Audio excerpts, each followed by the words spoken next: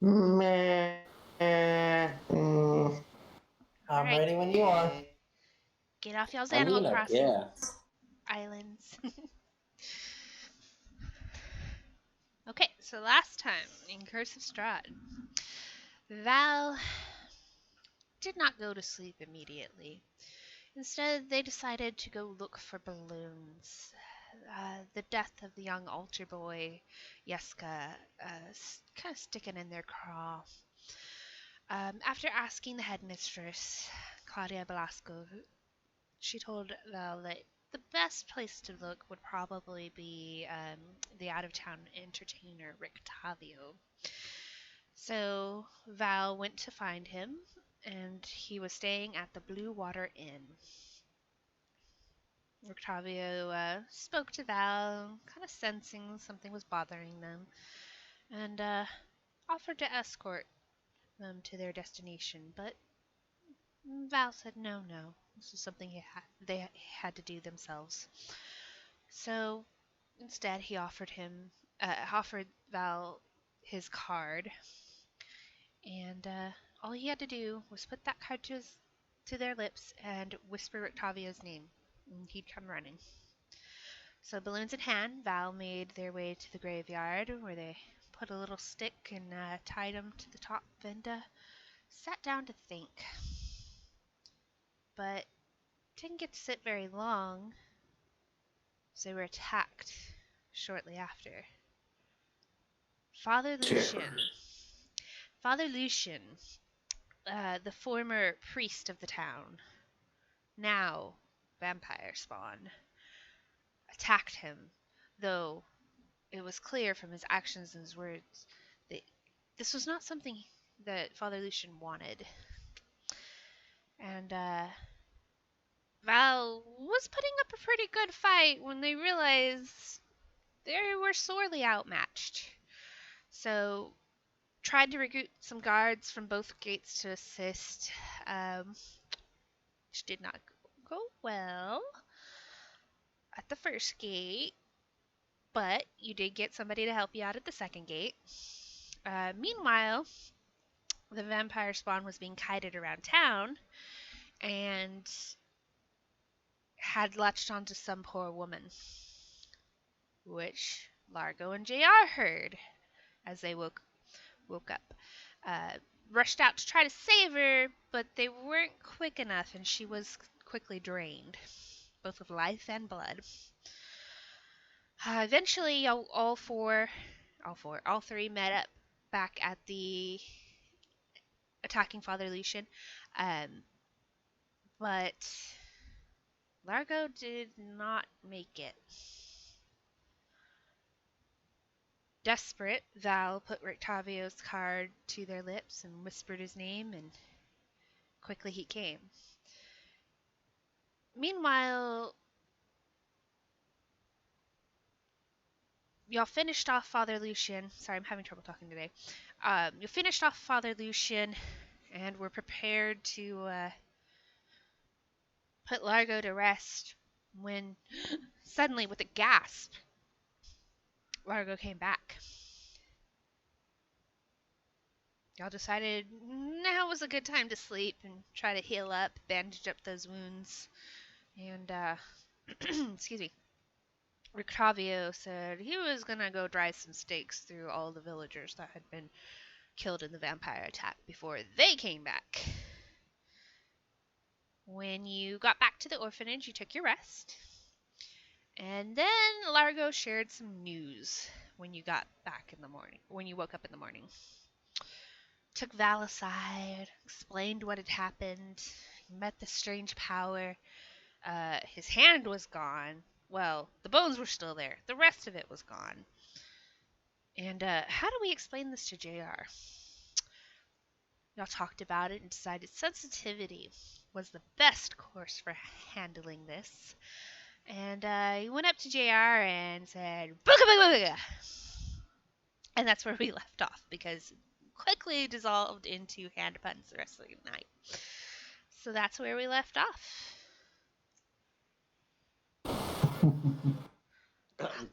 So rude. That That was the best. Holland, Oh, you I are was just sitting just. there. Sorry, JR. Say that again? I was gonna say I was just trying to handwrite some lyrics, and then that. Sorry, go ahead. Anyways, Holland, you are just now coming back into town as the sun's, well, what counts for sun in Barovia is coming up over the buildings. At the gates to town, you notice they're up, first off. Secondly, two bodies lie just inside.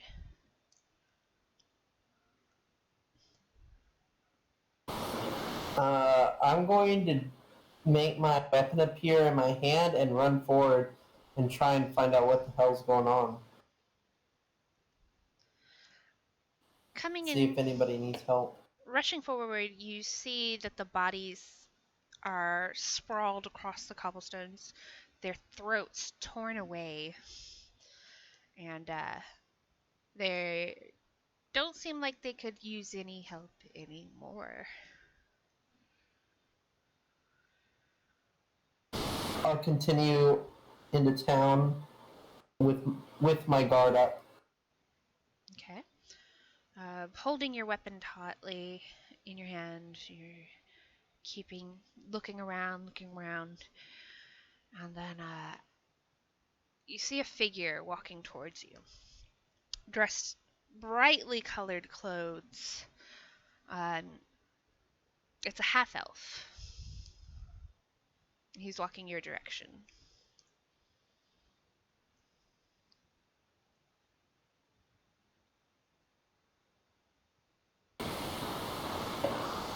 What happened here?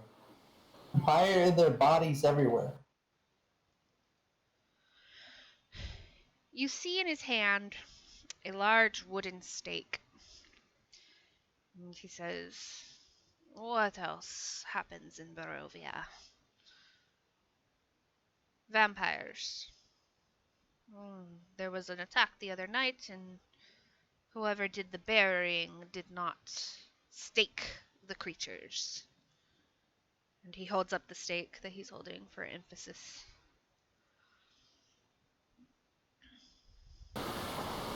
Well, that's not good.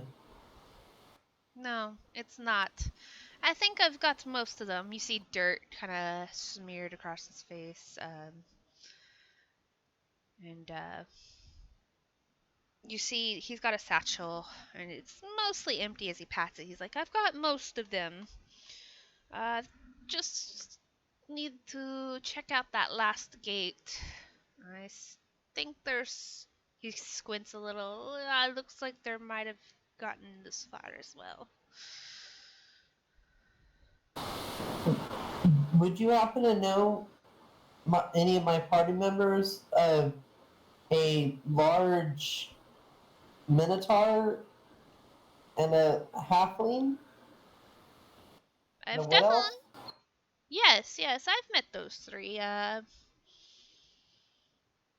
The elf uses swords. The minotaur has a stick, and the other one has this pouch. This is them. Yeah. Do you know Yes. where they are right now? Uh, seems to think, and kind of rubs his eyes. It looks like probably he hasn't slept in a while. I can't remember where they said they were going when I saw them last night. Do you remember where they were last? In the middle of the street, fighting off another one of these cursed spawn. But you don't remember any landmarks. Okay. Well, we were in the middle of the street. It wasn't too far from between the church and the inn.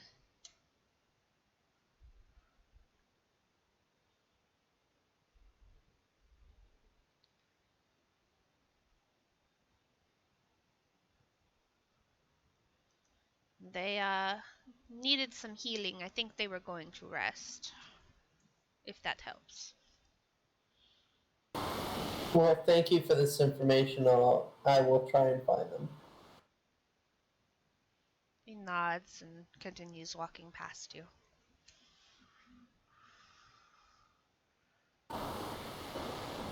I guess I will go and see if they turned up at the tavern, and if not there, then I'm gonna head towards the church, or you know what? I'm gonna just head to the tavern, see if they're there, and then head to the orphanage.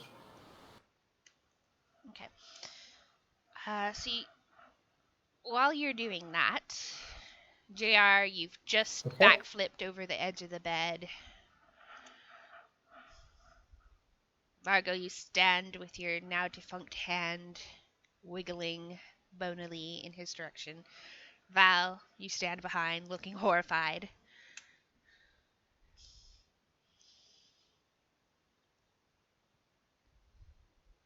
Whoa, whoa, whoa, what in the hell? What in the who daddly hill? What? You know, Jared's kind of just picking up. magic. We had also explained it the last time too. Oh, did we? Sorry, my bad.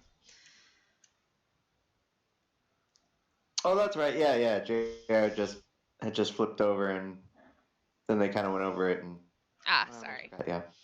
Alright, I skipped a little bit then. Okay, so, yeah, so y'all have just explained it.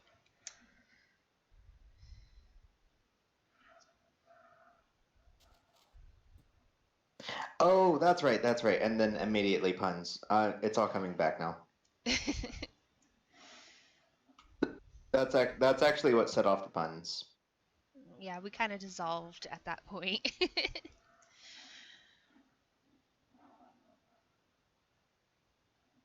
So now what? Well, you're gonna cover that thing up, or are you just gonna wave it around town? I put the gauntlet back on.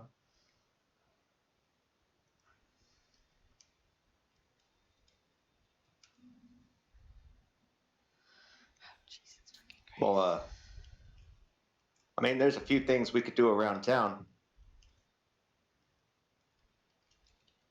I mean, we could finally go to that winery. I mean, the days are stacking up. Or we could just decide to skip it at this point. Kind of up to y'all. Well, It's whatever. I feel a little in debt. I mean, along the way, I'd like to look for Luvash.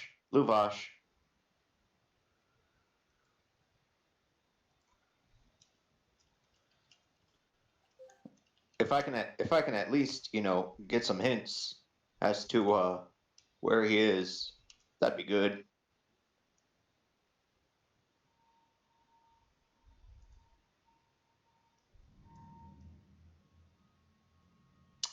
We are more on the east side of town, correct? That's correct. About halfway between the inn and the church.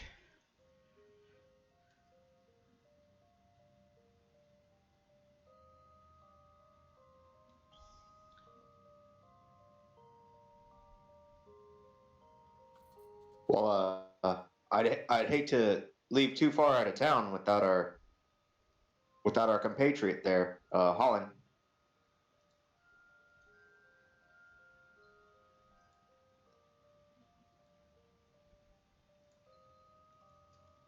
That's very true. But who knows how long this pie venture is going to take?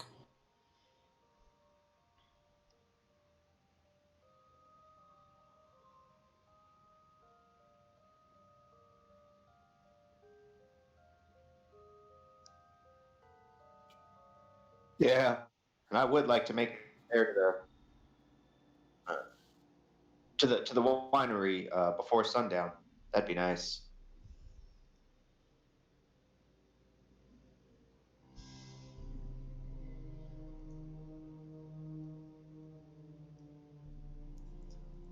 Yeah. Anybody hear that spooky music? That's a little too meta. Oh, my bad.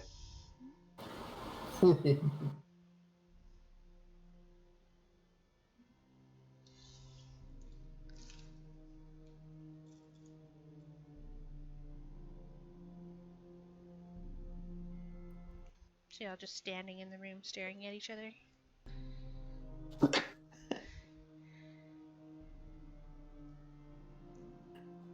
Let's run through town, ask a few people to see if they know a guy named Luvash, and then just be on our way to the winery. That sounds good to me.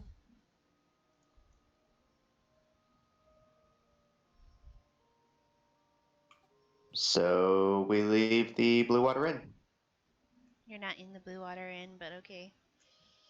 We do leave the orphanage, though. Oh, There we go. oh, that's yeah. Oh yeah, I almost forgot. The orphanage. We can't go back to the Blue Water Inn to stay. That place is like shame to us at this point. It's what? Yeah, oh yeah, stay the night, just do this one odd job 4 days later, and we're like just killing time around town. We really need wine, guys. And then like we never end up doing it. Yeah, we'll get to it. We'll get to it. We're on our way. All right. So Holland, back to Holland.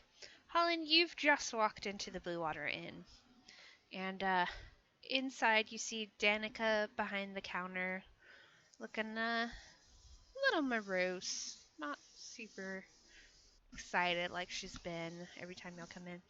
At one of the tables, you see Vasily, who, if you remember, y'all had rescued from wolves outside of town. And you see the two brothers JR had talked to, nobody else had talked to, so you know nothing about them. Okay, I'll go up to the counter and talk to the bar owner. What do you say? Have you seen my friends? JR, Largo, and Val? She seems to think for a minute. She goes, No, I haven't seen them in a couple days. Not since yeah, it's been a while. Not since y'all came back in and asked about the attacks.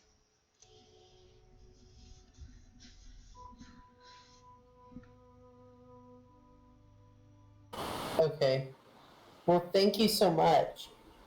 Of And as course. I leave, I'll just leave a silver piece on the cabinet and walk out Okay. and head towards the orphanage. Before you go, Vasily raises his hand and he goes, Holland, and he kind of beckons you over to his table.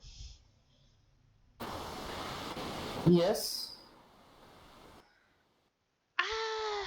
You and your group seem like capable sorts. I was wondering if I might ask for your help. I would pay, of course. What would you need help with, sir? Well, one of my clients, a merchant named Zenya Romanov, recently vanished on the old Svalich road on her way towards Kresk. She had a ledger detailing her transactions and accounts that I desperately need for my records. I'm wondering if you might see if you could find Lady Romanov, rescue her if she's still alive, and retrieve the ledger? Well, I can definitely give it a look once I find my group. Wonderful. The ledger should be in a. She kept it in a rusty tin lockbox. And She also carried a pouch of money for making purchases and change, and one of her guards, a man named Elia, he had a suit of armor that was enchanted, and it was said to be able to fire bolts of arcane energy. Should the caravan be destroyed, I invite you to recover both of those for yourselves. Okay. That's interesting. I pray But that at the they aren't, moment, but I would hope that it goes to good use if they are. well, I sure hope that they aren't injured or dead. I will look into it.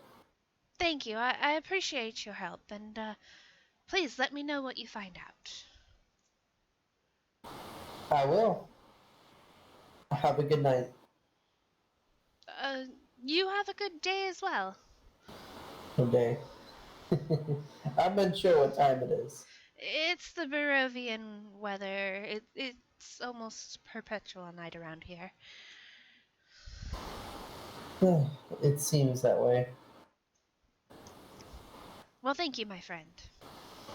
You're welcome, and I'll head out Okay. towards the the orphanage. There we go. Okay, as you step outside of the doors, you all four meet. Surprisingly. I've been looking for y'all. Well, we've been waiting on you. I hope the pie was nice. Well, I have 12 servings, and I'll start dishing out pie for everybody. Val will abstain, I'm sure. Yes, indeed. I really don't see the draw of all that. I mean, it's just pie. But if it means a lot to you, I'm glad you have it. Well, it's good pie. It's not too bad.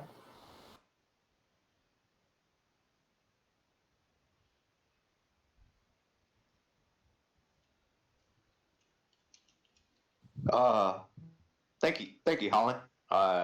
Appreciate this pie. You're welcome. Jared Largo, as he's handing over, it's a full pie. Each pie can do 4 servings. As he's handing these over, you find that while you remember the pie fondly, you don't need it as much as you used to. You wouldn't object to it, but your skin isn't crawling at the thought of not having any.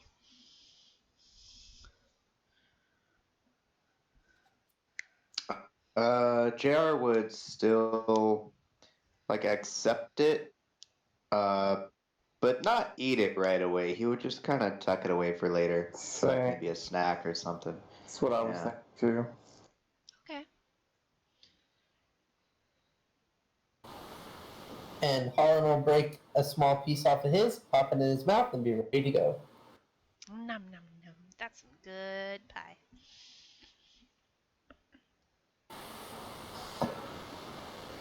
So we have a quest to find a lady with a rusty tin lockbox for the man that we saved from wolves. I keep forgetting his name for some reason.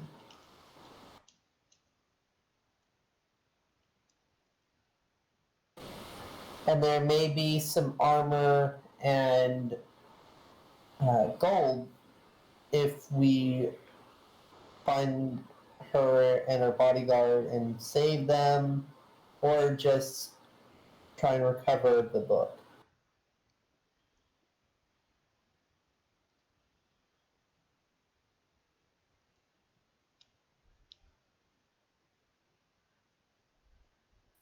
Uh, is that like a right now kind of thing, or?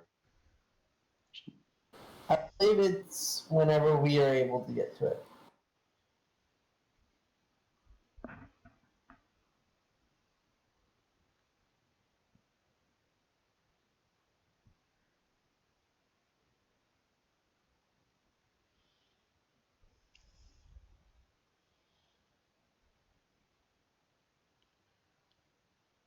Do you know where we're supposed to go?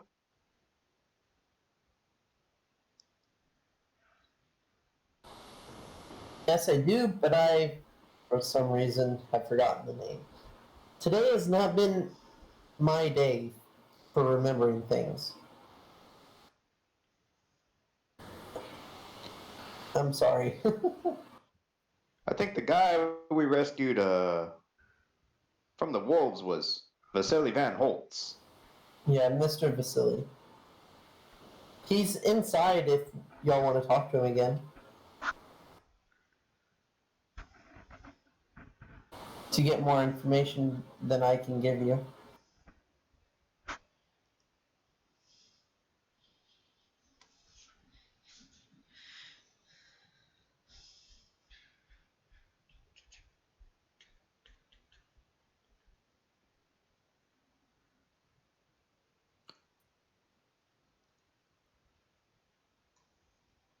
Y'all are awful quiet.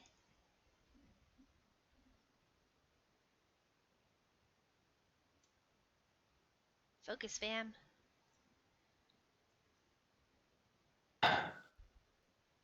Well, probably wouldn't hurt to go inside and speak to Mr. Vasily, just so we can figure out how big of a priority this thing is.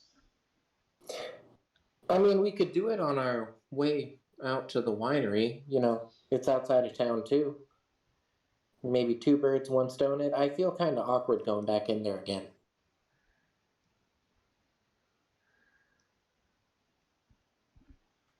Uh, that's true.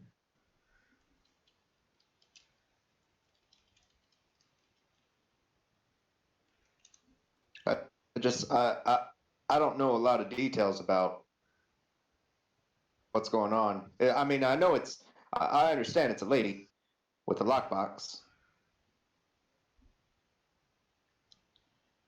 and you said we're having to rescue her. Yes, she's gone missing and we're supposed to go look for her. And if she's alive, rescue her. If she's passed, then recover the ledger in a tin lockbox.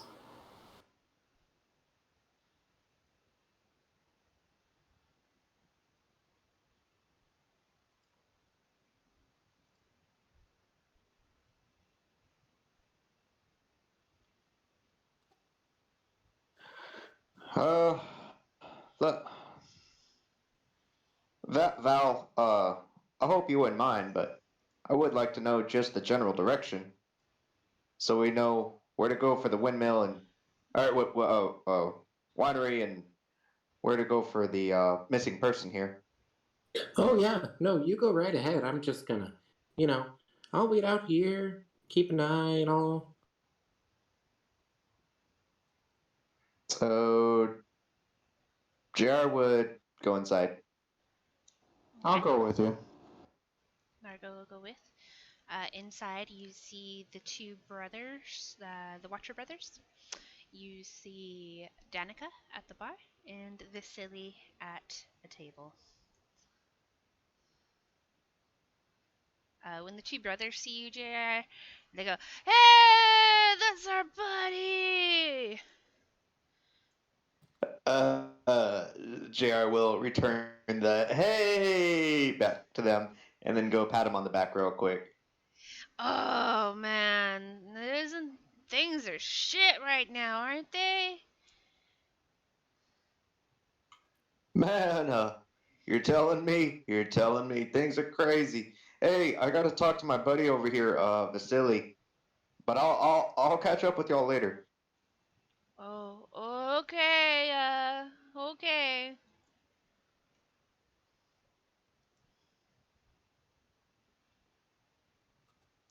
I'll go up to Vasily.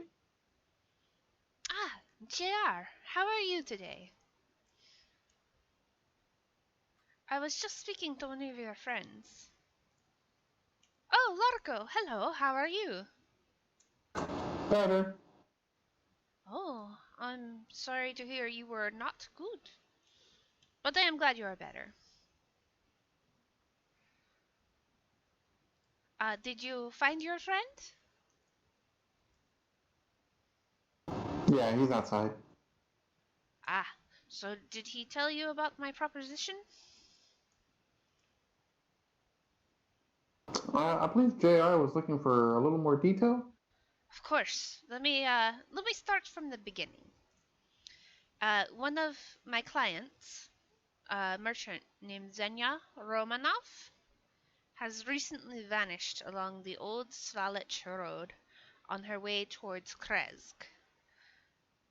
She had a ledger that detailed her accounts and transactions, and I badly need it for my records. If I would like you to go and see if the caravan is still alive, or if they are dead, at least getting me that ledger. I don't mean to be callous, but I desperately need it for my work. If Romanov is still alive, I would be eternally grateful if you would rescue her.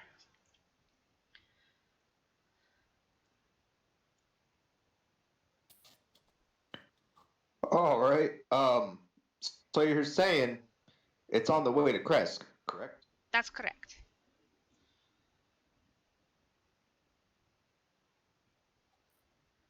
And it's a caravan, so would they have parked for a little bit, or? I'm not sure. You might ask around. I was not here, as you know. I came in with you into Grace, and she had already gone. You might ask around, either some guards or some shopkeepers who might have seen her take off.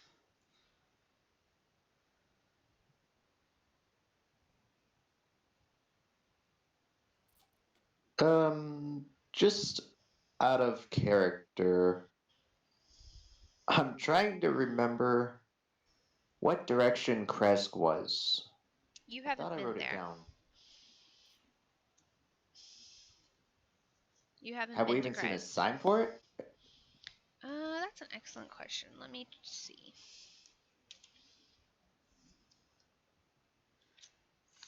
Mm, nope. P and I.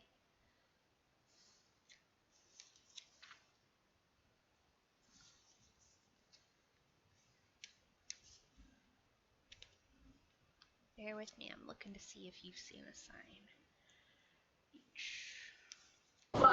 I saw the sign.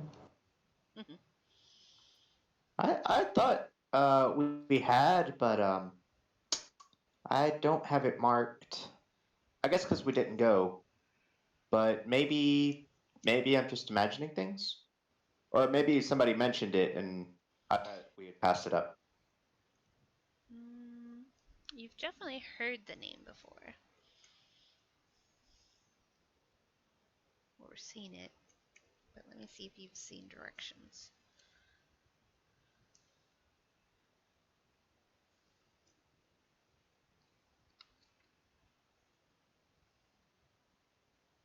No, you have not seen any signs pointing to Chris.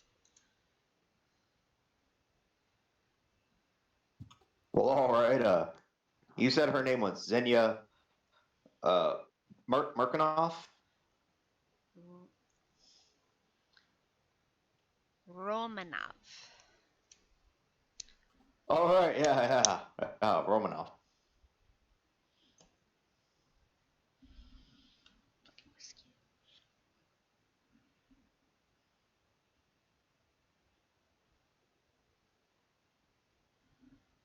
And do you know the direction to Kresk, or what are we doing here, man? Of course, you just follow the Svalich Road to the east, and it passes by Skresk.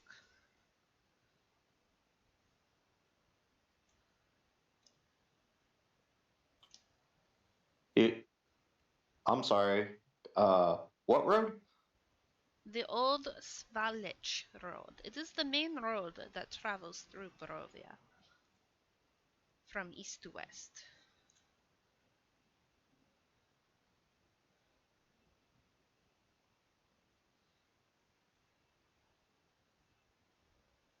You came in off of it.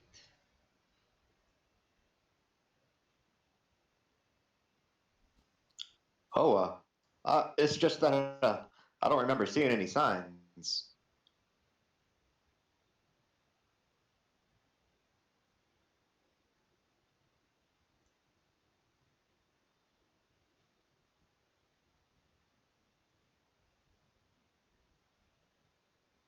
Nor do I.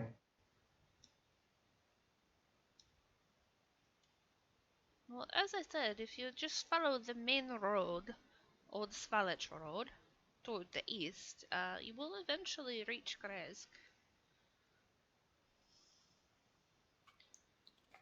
Well, I will take your advice then. Hopefully Well, you we will could not. certainly go that direction. Yeah, hopefully you will meet her on the road on her way over here, and all will be well. But if not, I hope you will find her.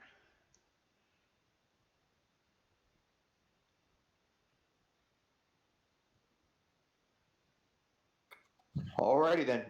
I appreciate you for all the information. Of course, and I appreciate your help.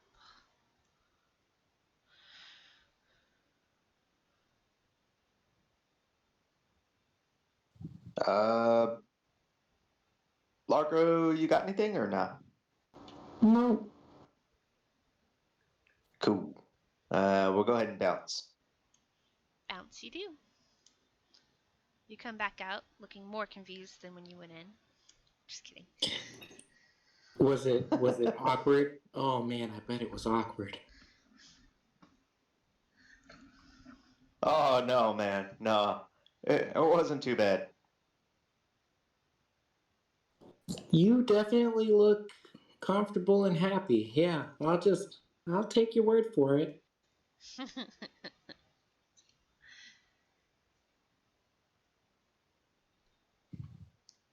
Here's the thing, though. Kresk is to the east. That's a problem because the winery is to the west. So which Oh do we no! want? Wait, hold on. I'm a dumbass. The Kresk is to the west. I'm dumb. Hold on. So replace Oh, east no with west. wonder. I'm dumb. I'm like, no, Okay, it's okay. not. They're in the same. Oh, I'm a dumbass. I don't know how to read a You meant compass, to say guys. East. Yeah, west. I told you Oh to my god. understand. The house West speaks is my language. beast.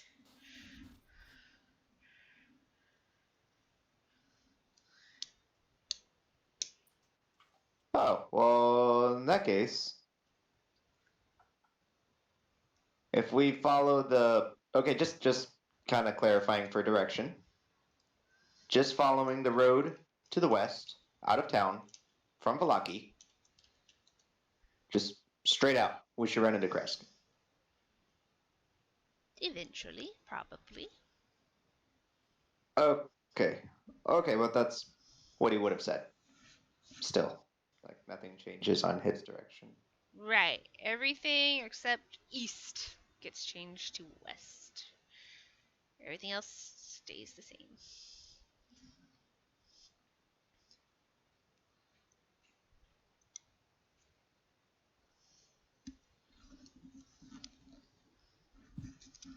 And it's still considered the Old Svalich Road. Old Svalich Road, yes, runs from east to west and west to east.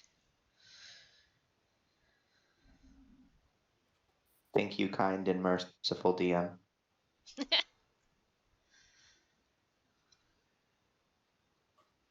Um. Well, since it's to the west, I just remembered he had said. Maybe we could Nice. maybe we could go through town and see if we could find Luvash.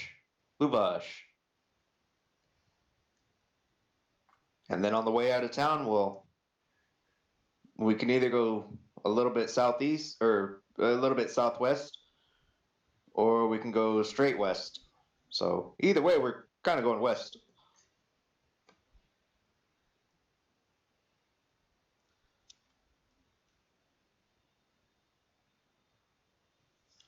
That sounds good to me.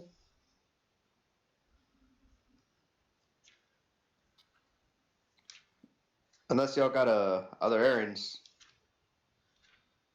uh, that y'all also have. I mean, I don't really have anything personally.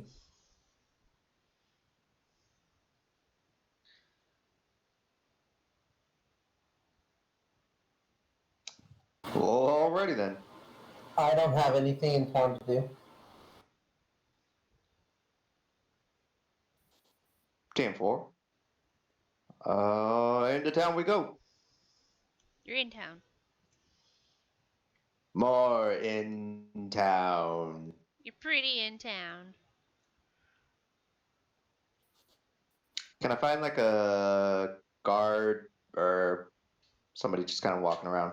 No, Val killed all of those. Just kidding. Yeah, there's a couple people What? walking around. Well, Okay. I mean, I didn't Probably like. kill them. Sure, whatever you need to tell yourself to sleep at night. Did you know? Didn't you?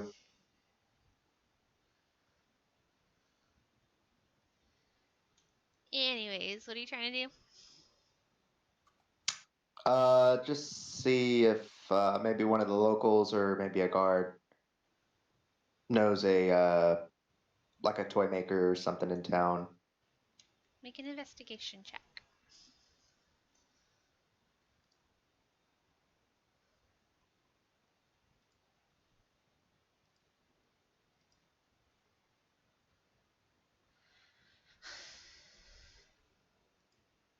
Okay, there is a toy maker in town. Let's see. I'm gonna find my spot. I'm flipping back and forth over here. At the far, and it is east this time, side of town, there is a toy maker shop called Blinsky's Toys.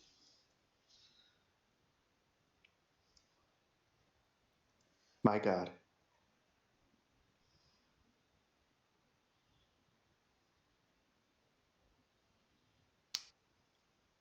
You said that's on the far east? And I mean it this time. Alrighty then. Okay. Far east we go. Okay. So you make your way to the other side of town.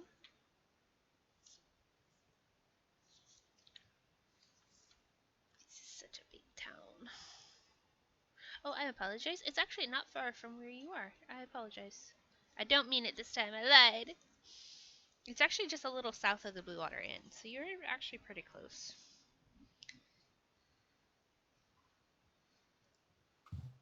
As we walk around in circles for a second. No. Yeah, This yeah. is south. This, yeah. Definitely this time. Everybody's probably looking at JR like, does he know the difference between east and south? Leave me alone.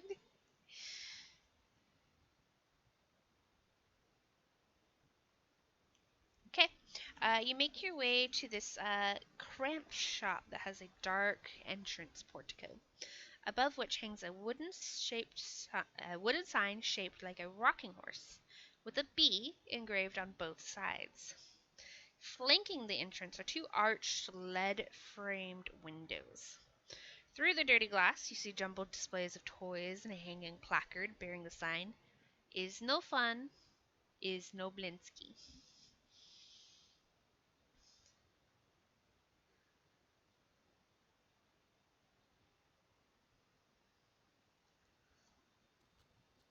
Voila.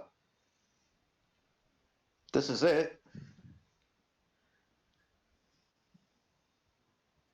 A lot closer than I thought. I guess would y'all mind if I went inside? It's been a couple days since Not I've at had all. this quest. I appreciate it. I mean, of all the places we've traveled to, I think I'll go with you on this one. This seems alright.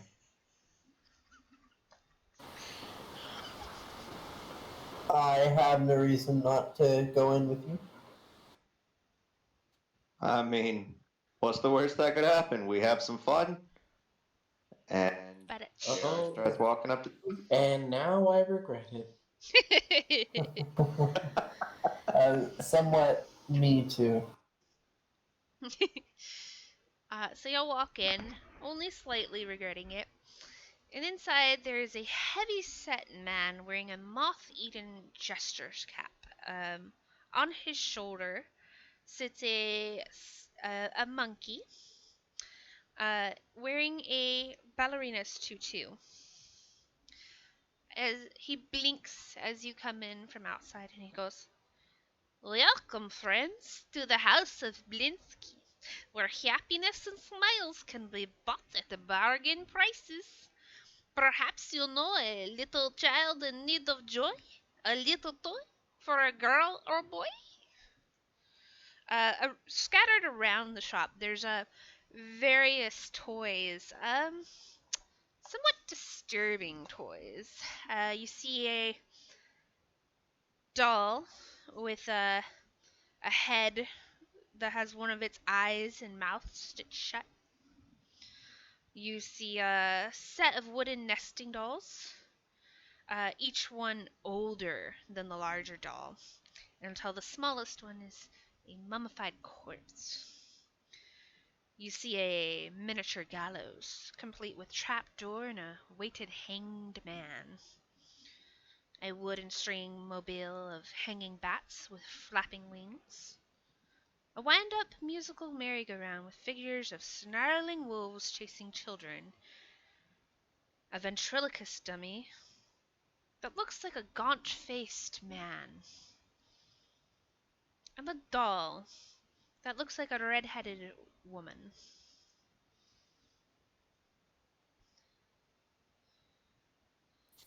That's probably about right. Val is going from wide-eyed and uncomfortable to glaring at JR. JR kind of like he half turns his back to Val, knowing that this is going on, and just gives 2 thumbs up and a big smile. Well, this is going to be fun. I can promise lots of fun for little boys and little girls. What are you in the market for, if you don't mind my asking? Well, hold on. Out of character, just need to read the quest again. Key.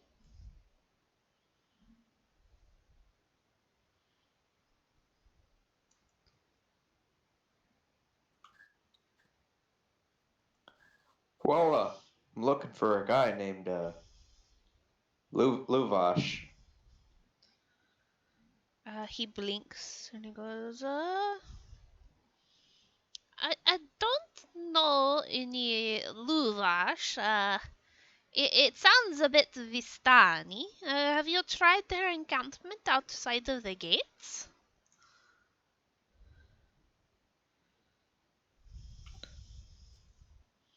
Can I do an insight check on this Blinsky guy to see if he kind of harbors any hatred when he says this? Go ahead.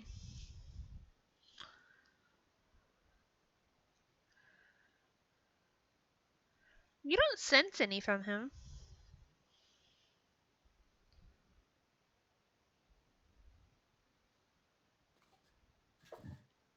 Well, we, we we had just come from the Vistani camp about what's it been like a few days ago now, and a friend of mine from there paid for a present for Luvash to give to her niece.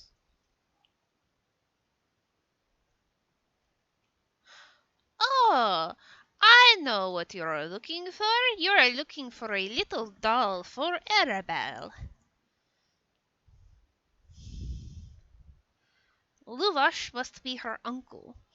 Yes, Luvash and Arabelle stay in the Vistani encampment just outside the gates. You'll see it before you reach the Spalach Road. Or you probably will hear it before you see it. Arabelle comes into town sometimes and plays with the children from the orphanage. Her and Yaska are especial friends.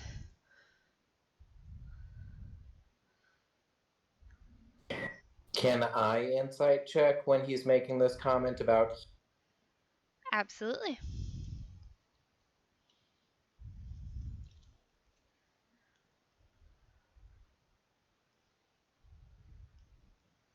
Val, I'm gonna drag you into private chat for a sec. Uh-oh, that's not good.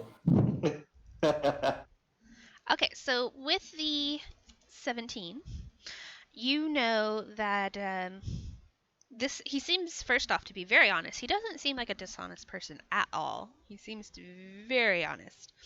Secondly, when he mentioned Arabelle and Yeska, he doesn't seem to be aware of Yeska's demise. Okay, good deal. But no, like, weird ill intent or, cultural dragging. No, he actually seems pretty okay with the Vistani. He seems like a pretty nice person. Oh, unlike his toys. Good, good.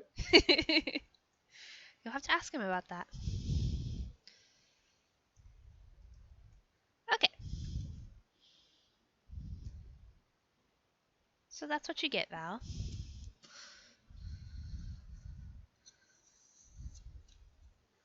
So, what inspires your toys here?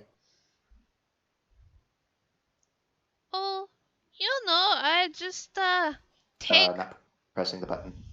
Oh, wrong button. My bad. Thank you, Jay. I'm just inspired by my environment. You see things in nature and you want to create them, and I really just want to create toys for children to have fun with. Though I have to say, business has not been good lately. I just want to see everyone in town happy. Oh yeah. Maybe go for like an escape from reality in your toys. Like show children something they don't get to see around this place. He looks politely confused. You get the feeling he's not a very imaginative person. He goes, I will think on that. You're very kind for mentioning that. I mean, you're the toy maker. Go with what you feel. You're fantastic. Oh, but I'm sorry, I got distracted. Yes, let me get the doll for you. And he goes to the back for a minute.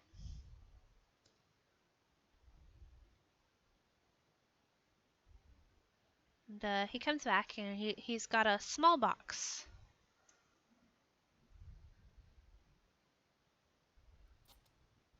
Oh, thank you. Do I owe you anything? No, it is already paid for. I am thanking you for taking this. Though, if, well, you seem like kind people. If you happen to head in the direction of the castle, I could be using some assistance.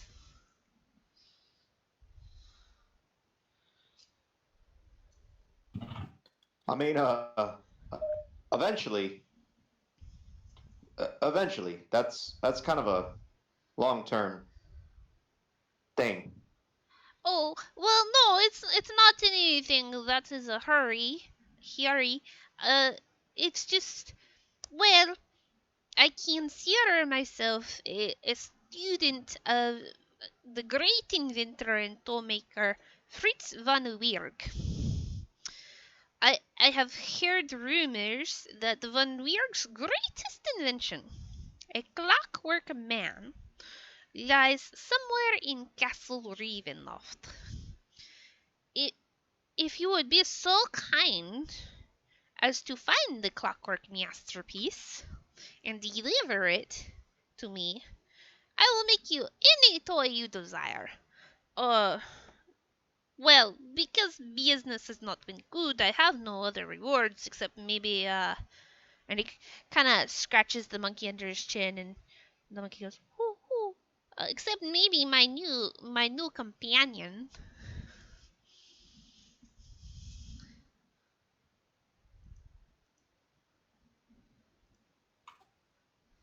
Well, we'll certainly keep it in mind. You said it's at a castle, right, Ravenloft?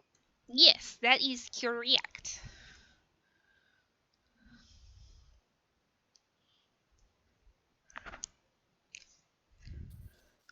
You know any shortcuts on getting there by any chance? Since we're here. I couldn't see any shortcuts. I know that the road takes you past it if you cross a great bridge.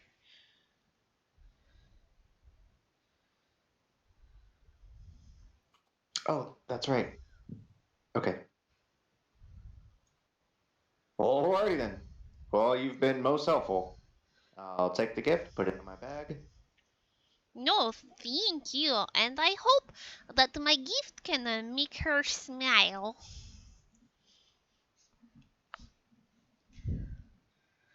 Oh, I'm sure she'll love it. I'm sure she'll love it.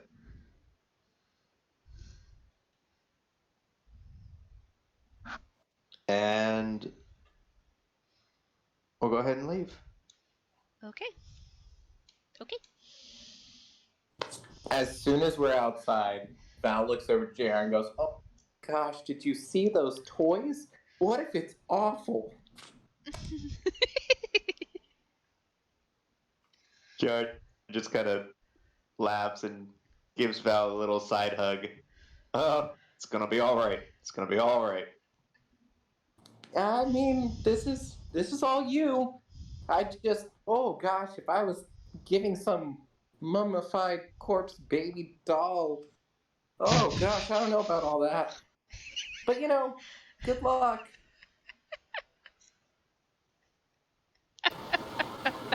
I did find that shop a little out of the ordinary.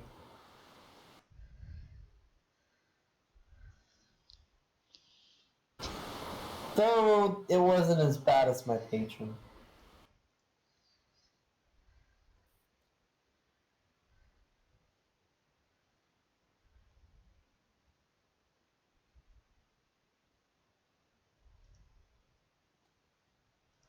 Largo, you trying to say something? Oh yeah, I can't hear you at all.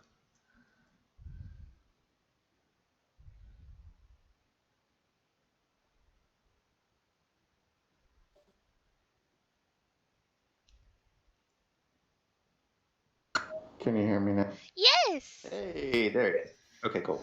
I just said, who are we to judge others' cultures? You know, I've actually got Largo's back on this one.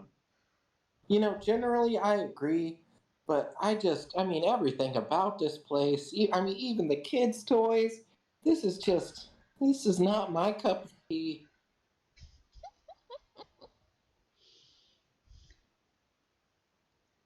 It's not mine either.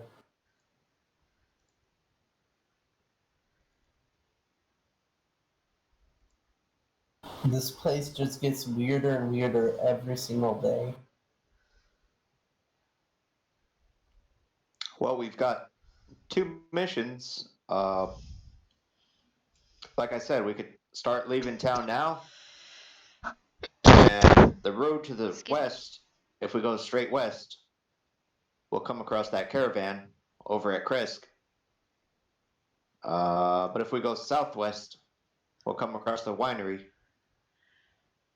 So, I mean, up to y'all. I'm just keeping track of the stuff.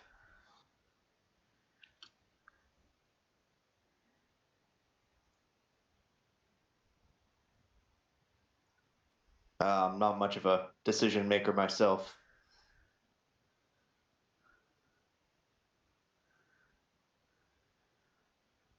I'm sorry, what decision are you trying to make? If we're gonna do the winery first or the missing merchant first.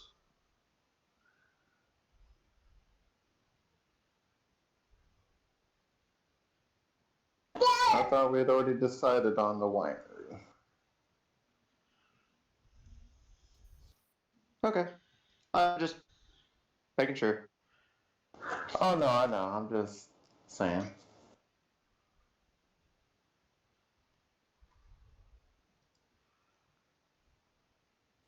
Yeah, because that one's been the overdue one for like days now.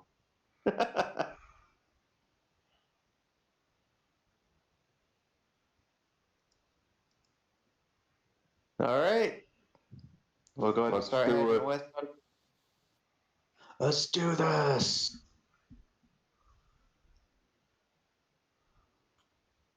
DM, say those 3 magical words. Okay, and that's where we'll take a break. Oh man, I thought you were asking for roll for initiative, and I was like, "Why are you doing all this? Roll for Why, initiative. Jr.?" I don't know what he was asking for, but it's about that time.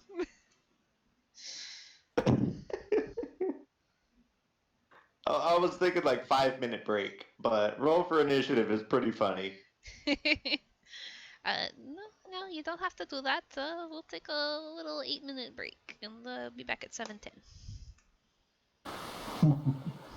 I'll be here. Sounds good. Okay.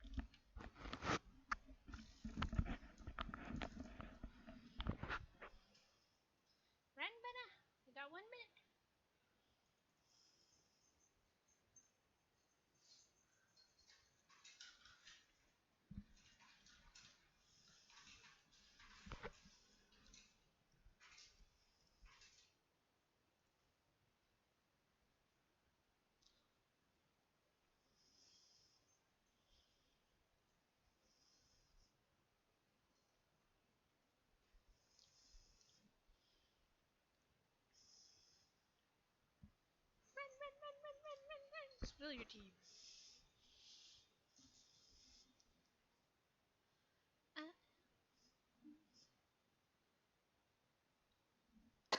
Paddle.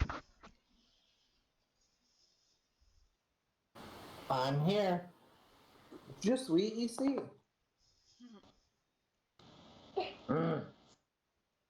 Double.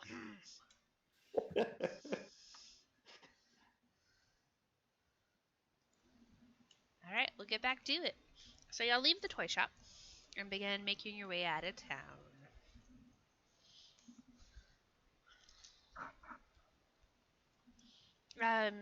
Past the gates, a little ways past the gates,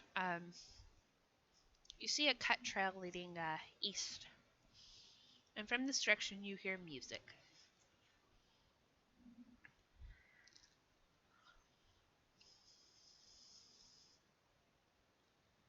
There are wagon ruts in the dirt road that direction, or you can continue heading south towards the old Spallet Road. I'm gonna have that ingrained in your brains before we leave tonight. I mean, that does sound like the Vistani. From what the toy maker said, if it's not far, we could do a quick pit stop. Well, It's up to you. Well, it is within earshot.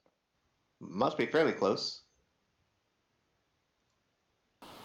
I do think that we should go and check it out, just to be sure.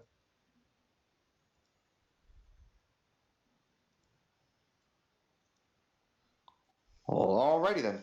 Let's take a quick detour and come right back.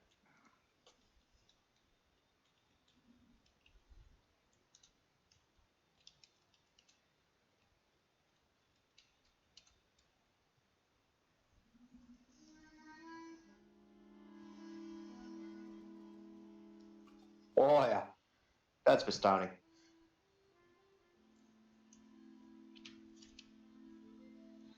The woods part to reveal an expansive clearing, a small, grass-covered hill with low houses built into its sides.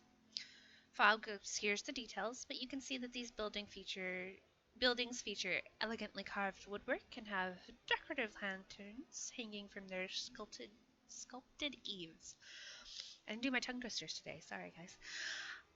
Atop the hill, above the fog, is a ring of barrel-topped wagons that surround a large tent with a column of smoke pouring out through a hole in the top. The tent is brightly lit from within. Even at this distance, you can smell the odors of wine and horses that emanate from the central area.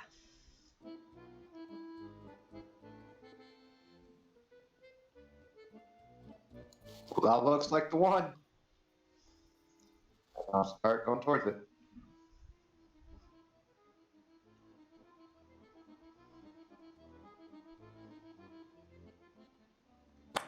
I have to say, it's nice to be going towards something positive for a change. We'll see if it's as positive as it sounds. You know, y'all really love doing that. Saying things like that, y'all really just loving it.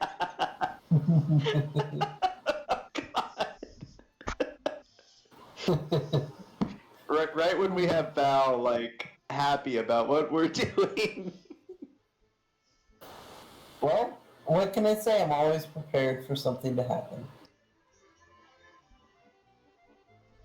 After the town we've been in. Okay, towards the music, DM. Okay. You see, like I said, several houses making a ring around this hill. And then up on the top of the hill is where the large tent is, and there's not small, but there's wagons encircled around the outside of the tent. So you go up towards the houses, or you go past them towards the tent. To the tent. Okay. You climb the Oh, road. wow. You climb the road as it kind of circles up the hill a bit. And piled outside the wagons are several empty casks of wine. From inside the tent, you hear the crack of a whip, followed by the howls of a young man. Ah! 3 sputtering campfires fill the tent with smoke, and through the haze you see 6 Vistani passed out in various places on the dead grass. A barely conscious and shirtless teenager hugs the central tent pole, his wrists bound with rope and his back streaked with blood. An older, larger man in a studded leather armor lashes the young man again with a horsewhip, causing him to scream out again. Standing in the bigger man's shadow is a third man, also clad in studded leather. "Easy, brother," he says to the whip-wielding brute. "I think Alexei has learned his lesson."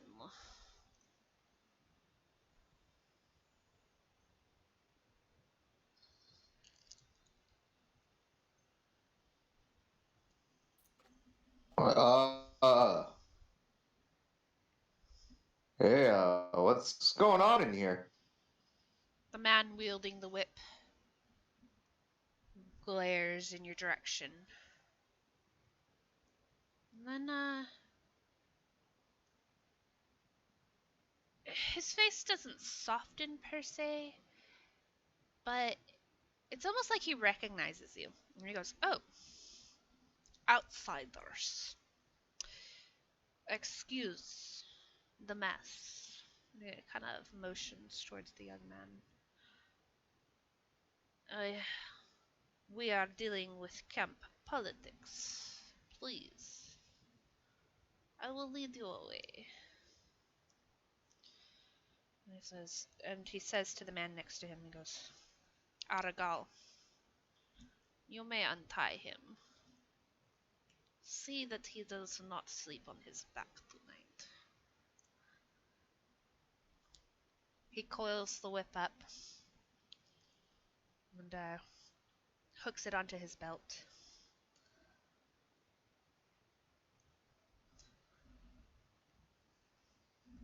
And goes, "Well, I imagine my sister has sent you here."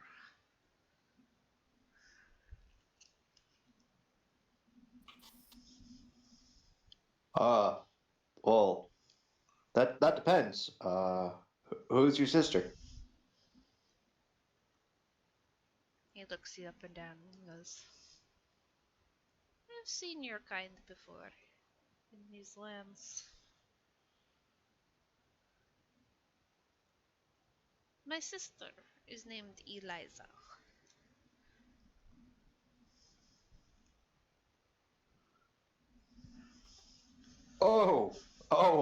That's. Oh, you're her brother. Oh, I didn't know. "My name is Luvash. What is your name?" My name's Jr. JR. Largo.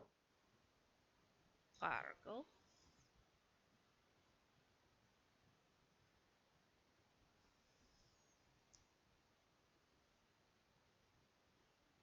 Are your other...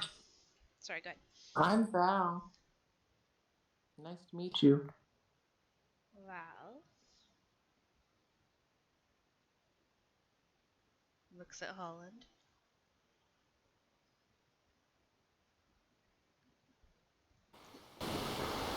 I'm Holland. Holland. It is welcome to our camp. JR. Largo. Val. Holland. Now, as I said, I imagine that my sister has sent you here.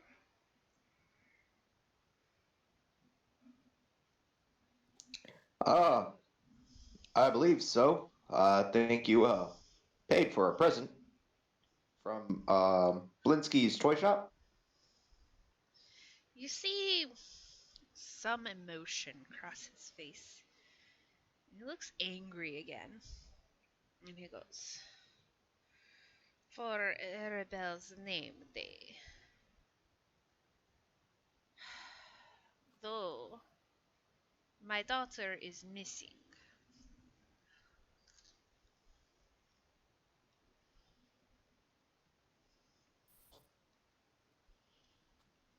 I'm listening. What you saw when you came in, and motions back towards the tent. Alexi was to be watching her. But now we do not know where she is.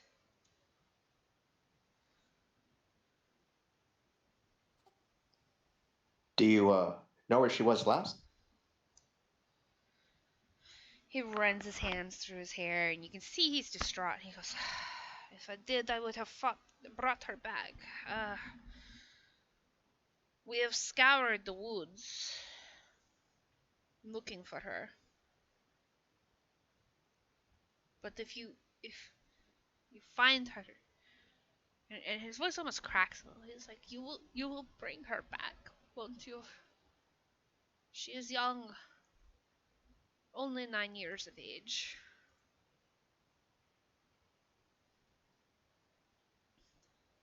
If we find her, she'll be safe with us. That is all I ask. And he holds his hand about mid chest and goes, "She is about so high, black hair, dark eyes. She looks like her mother, rest her soul. But her coloring comes from me."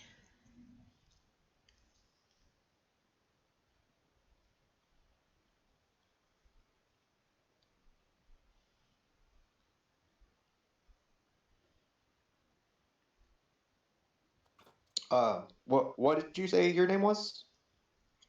Luvash. Literally the person you've been looking for this whole time. Okay. Thought process. I'm just picking on you. Well, I mean, we're out in the direction of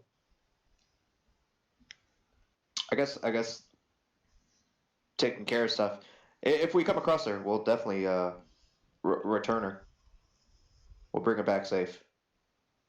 You might ask Alexi in the morning, perhaps. I think he is in no condition to talk. I've asked him all I can, but he might not tell a father the same he would tell a stranger.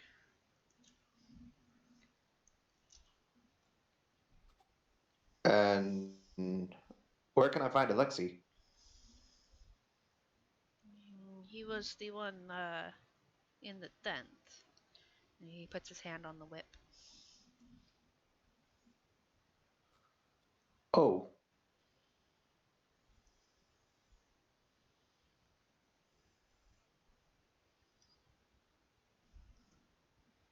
He well, was to be we might. watching Arabelle, and that is why he has accepted his punishment.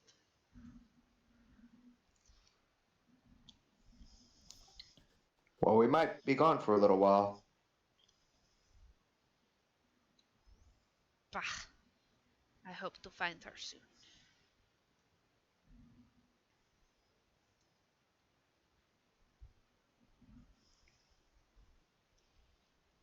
She has been gone for a couple of days now.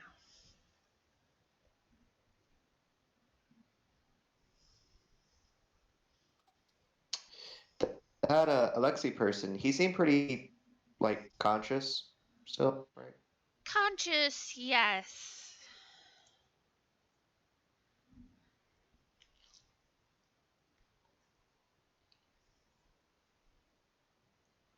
Though, he's pretty beat up.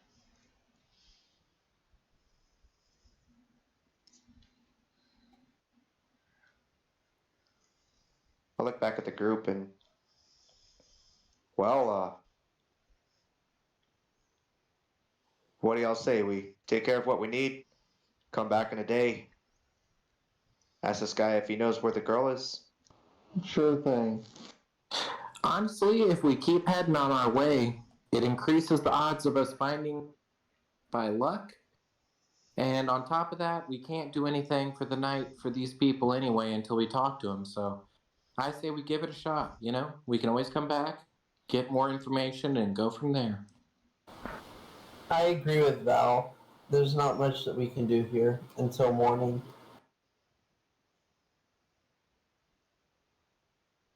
Alrighty. Thank you, Luvash. Fairly well.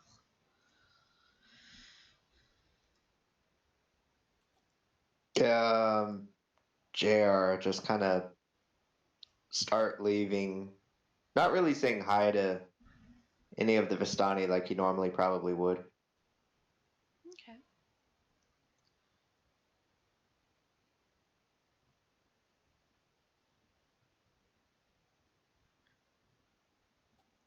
And back to the old Svalich Road.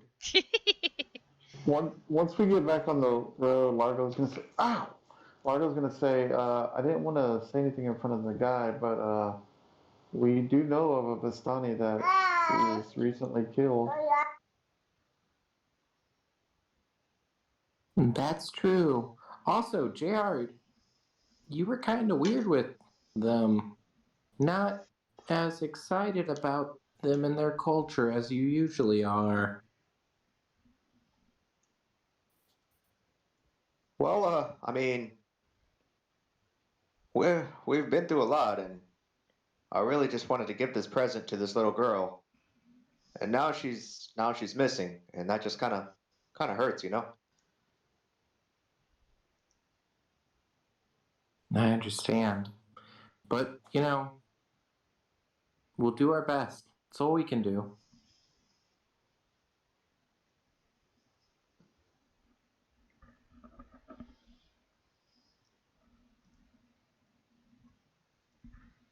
Alright, back to the old Svalich Road. And you're going to head west, right? Yeah.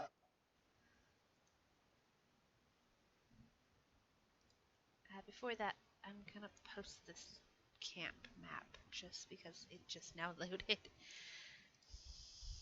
Oh. Okay. Yeah, my computer's having a little heart attack. It's okay.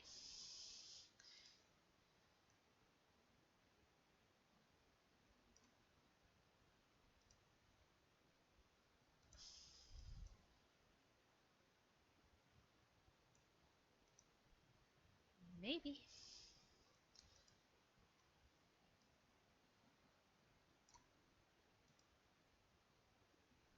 Okay. Alright, so you make your way east. What is the marching order?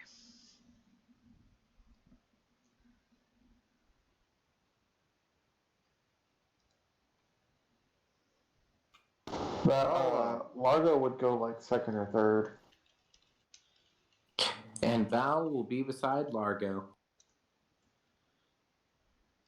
Somebody's gotta be in I'll front. go ahead and take lead. Okay. I'll be in second and third also. Right. I'll take lead. Holland, you're bringing up the rear? I will follow behind. Sounds good.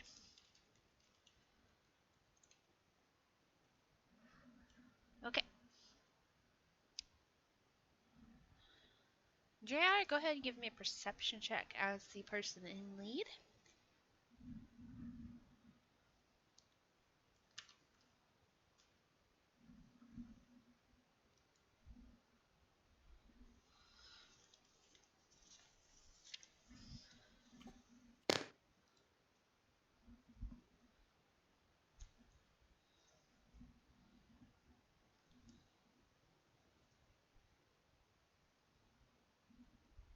See, wrong button. Daytime, D12 plus D8. It's a map. Did it finally load? Yeah.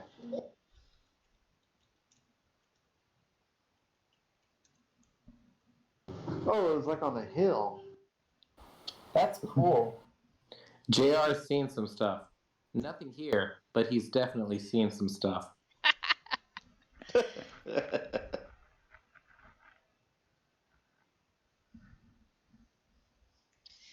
As you follow the road, at one point a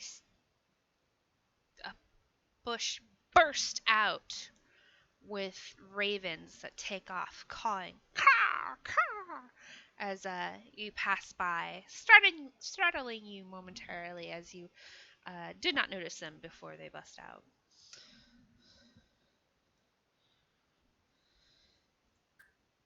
Ah. That was the most convincing. Ah. Oh no, she scared me. Oh, it's just a bunch of birds. After about an hour, Largo's got something much scary under his Are gauntlet. you okay, JR? You sounded very startled. I jumped. Not as scared as I was when I saw your hand. Not gonna lie. Oh, haven't even noticed his hand yet. it's in a gauntlet, so No, you it's wouldn't have. covered. Oh, well then I really didn't notice it. That joke went like way over Holland's head. You're like, oh, okay. Yep. Does he not clip his nails? What's going on?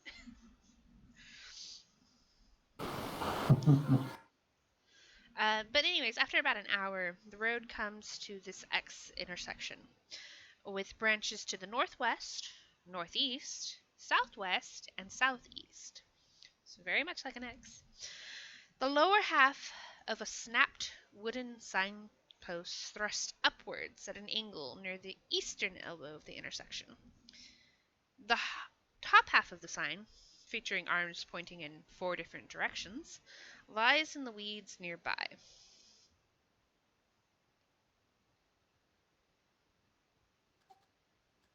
I pick it up and look at it. Okay.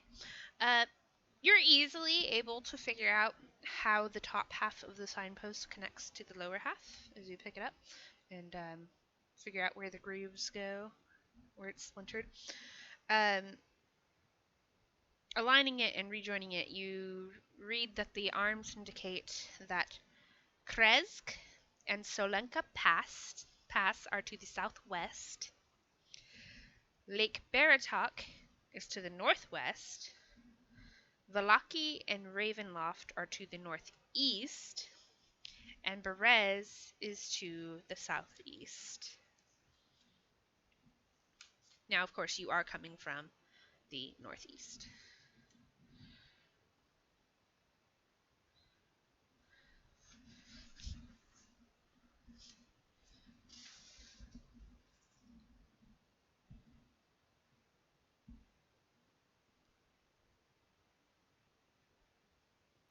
Uh,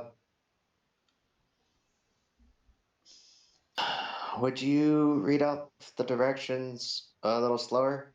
Sure. Okay, let me do it again. Let's see. To the southwest is Krezk and Solenka Pass. To the northwest is Lake Baratok.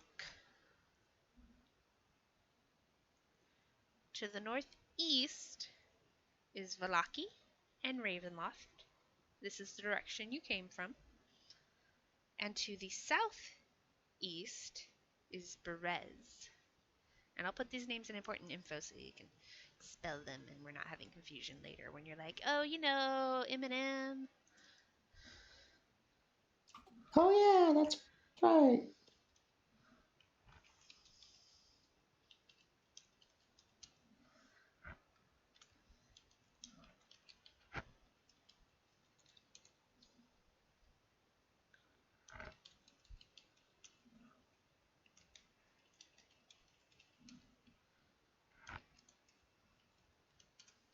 There you go. I've totally been spelling Valaki wrong. I know. And it's been in the recap a few times too. Is what really makes me laugh. Ha ha. Nice. You give her the chuckle. Just one though. The R. No, it's more like har. Yeah, that's why I said the chuckle. Exactly. Wow, one har. Yep. Anyways. She's not laughing with you. She's laughing at you. Oh, Oh. thanks for clarifying. I needed that. He definitely wasn't getting it. Anyways, so those are the directions. You got him? Yeah, I got him. Okay. Northwest, Lake Baratok. Northeast, Blocky Ravenloft. Southeast, Perez. And southwest, Kresk and Selenka Pass. No. Wait, yeah. Say it again? Northwest, Lake Baratok. Okay, yeah. Northeast, Valaki and Ravenloft. Southeast, Perez. Okay, yeah, you had it right. Southwest. Okay, Kresk is Selenka Pass. So southwest. JR just kind of shrugs and starts walking towards Kresk Okay. and Selenka Pass. Okay. So you go southwest. Alright.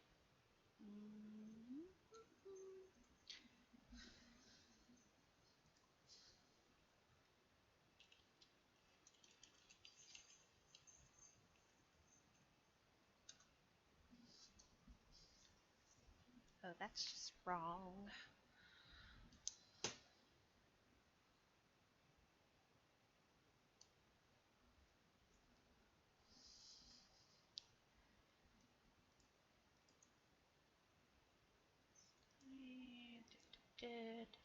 Okay.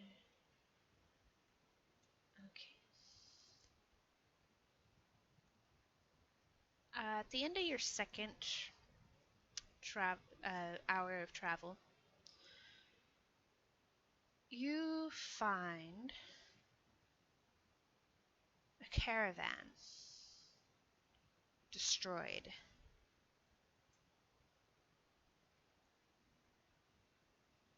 Their bodies slain, savaged, and dismembered. One of the bodies is wearing plate armor. Though the helm has been lifted and the face of the creature wearing it has been torn off. There's a finely dressed, dismembered lower torso and pair of legs, which has a pouch still attached to it miraculously. And there's a wagon with sacks of grain, textiles, hides, dried fruits, and fish just scattered all over.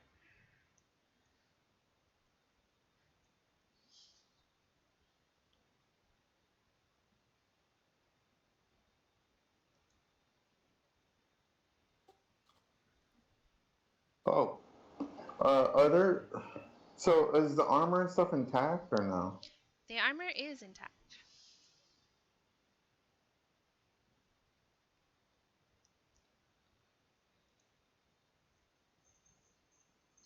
I might like to keep that.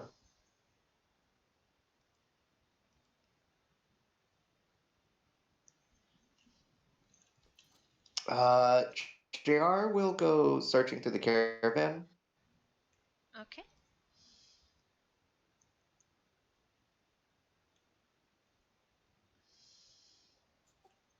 And look for like the two items that he was kind of told by Vasily.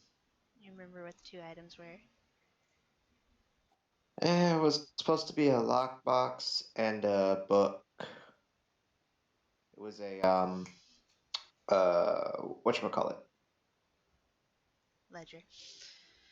Okay, Yeah, so ledger. Thank you. after digging through the what's left of the wagon, you find a rusty tin box that does seem to be locked.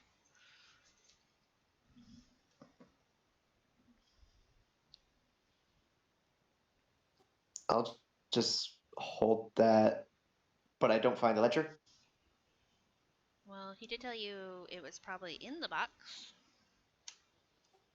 Huh, okay.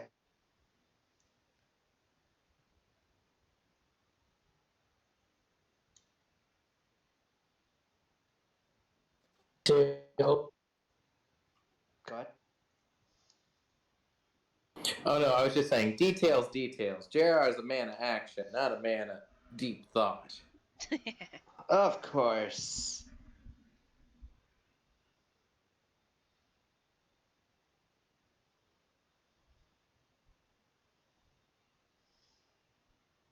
This is slightly confusing. I thought I had written the directions for southwest to the winery, and I'm kind of realizing no. Well, No. I mean, this could have been on the way, no big deal. Leave the pondering to philosophers. We're doing our best. I love your positivity.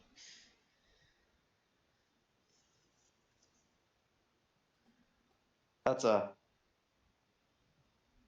mighty fine thought there.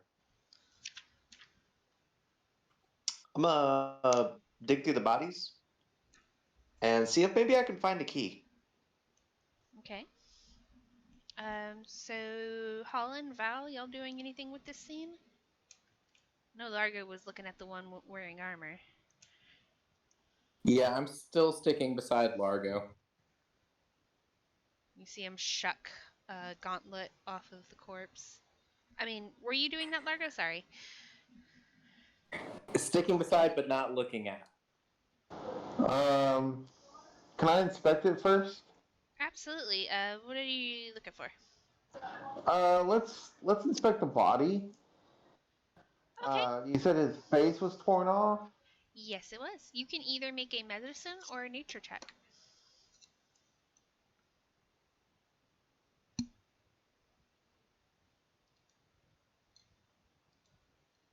That is very good.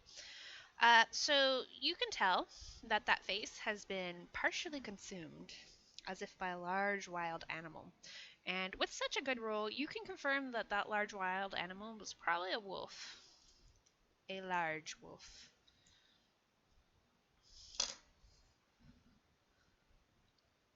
We should probably be careful around here, guys. It looks like a wolf got this guy. Val will continue not looking at all at these maimed, mauled corpses, but will look very adamantly around the brush around us, just in case, keeping an eye out. A little Okay. shivery. Go ahead, give me perception, Val.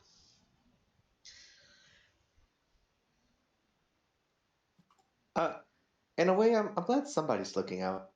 Okay. You think if anything tries to sneak up on you, you will see it. Holland, what about you?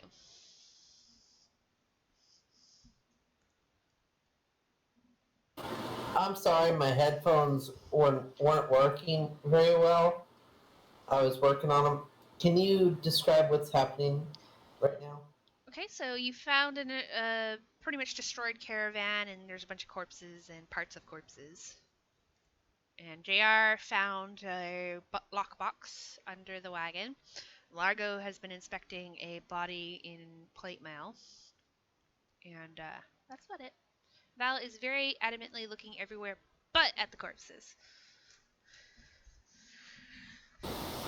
Okay, then I guess I will go and scrounge around and see if I can find anything uh, that could be important. On the finely dressed lower half of a person, you do find a purse which when you lift it, you hear the clink of coins inside. Okay, I'll take it off of her and head back towards the group. Okay, JR, you were checking out the other bodies? Yeah, mostly seeing if I could find a key, if possible. Right. Make an investigation check.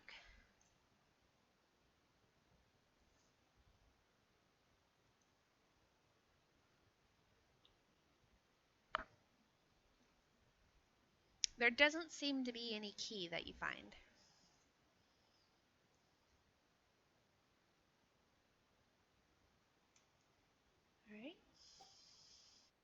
All right. That's it then.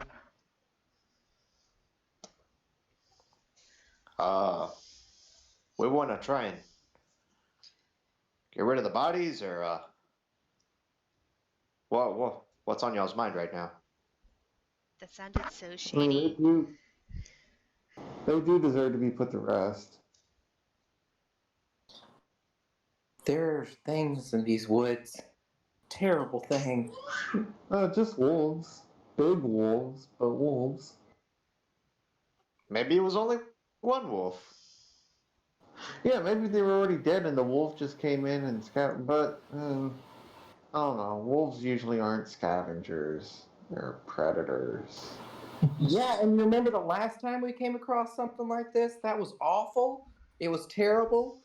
I almost died. Y'all did all right. I almost died. Hey, look! A few days ago, I did die, or a day ago, I did die, Holland, this is the first you've heard of this. You know just how to make me feel better. and I'm still here. Is what I'm saying.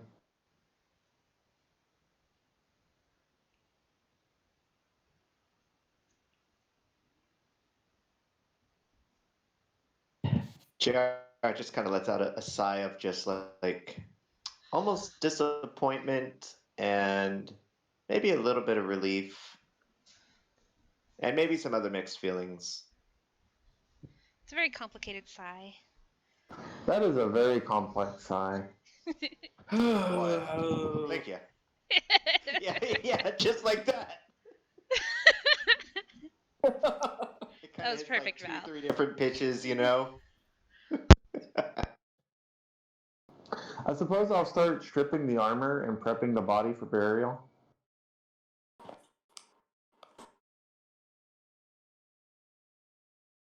Off the body. It shrinks down to a size that you could probably wear, Largo. If only I was proficient.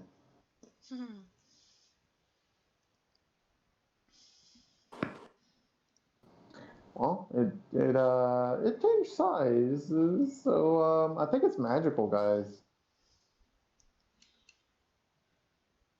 JR is well, I could certainly wear it.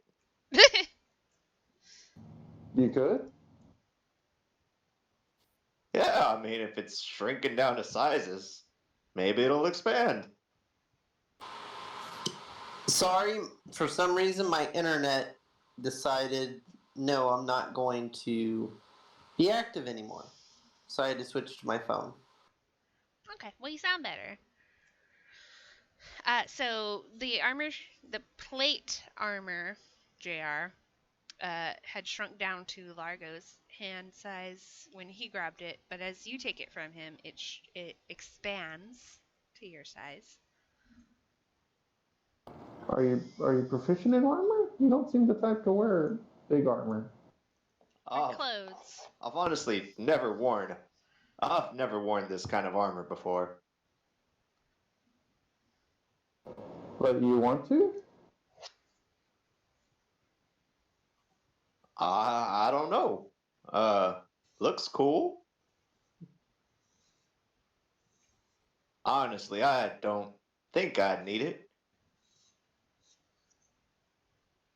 I mean, you seem to express some interest in it. Then again, Val did almost die. Maybe Val should wear the armor. I don't think Val's the armor type. Not at all. I prefer being able to, move freely, run, away, fast. Run. Oh, hey. Quickly. He almost started off sounding like a nudist and then moved into terrified.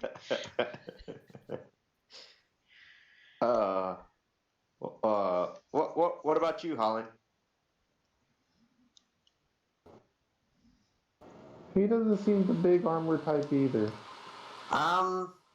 What type of armor is it? Plate. I just can't wear that. Yeah, see, I thought so. Y'all like, I don't know what the big deal is, guys. I start putting the armor on. Okay. You can wear the armor. You have You just to can't have a cast any strength spells. of 15. Oh shit, yeah you do, never mind. Oh. Oh yeah, no, that's wait, no, I way don't. I too don't have a- heavy. No, that's Blizz. None of y'all can wear this. Y'all I are totally way thought my too strength was spaghetti. 15. I was like, oh, I'm set. And then And also, if you're not proficient, you can't cast spells while wearing it. Right. You you could would have figured that out. wear it, but since you're so weak, I mean, spindly, you can't actually wear it. You would have found out when you It started was just casting going to be an spell. RP thing. Yeah, Honestly. he's gonna put it on, and he's like, guys, I can't seem to move." They call me the Iron Bull. But I look good. He's like, I can't help you at all in this fight. Because it's going to take me at least 20 minutes to get this off. That's his sleeping armor. He puts it on to be safe while he sleeps. Exactly. He can't breathe or Wakes up anything because it's exhausted. crushing his chest, but... Well, Largo's gonna keep it regardless. Okay. It is very just in heavy. cases. So make sure you add it to your inventory. It's just regular plate mail.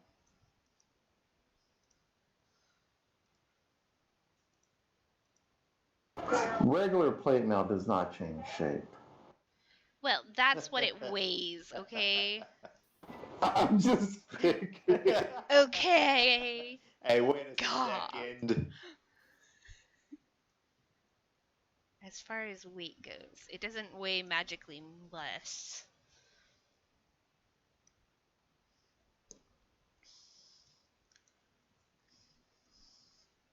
I like that plate mail's the same weight, whether it's for a halfling or a Goliath. Yeah. That's a good It's point. just thick. It gets Yeah. thicker. They're like, I'm smaller, so I need more density. I don't know, it makes sense. Makes sense to me. Right? There's a maximum amount of metal that these artisans want to put into something, and that plate, it hits it no matter what the size. It's kind of the difference between like an M&M and a Kit Kat a little bit. What? Yeah, the chocolate coating. Rebecca, talking about game mechanics real quick. Yeah. If I'm proficient in medium, I can take the feat that makes me proficient in heavy, correct? I believe so. Let me double check. That is It's exactly heavy armor how it master or works, something? just so you know. See, Val knows. Not master. There's two different feats. One lets you use heavy armor, and one lets you do a few extra things with it. Okay.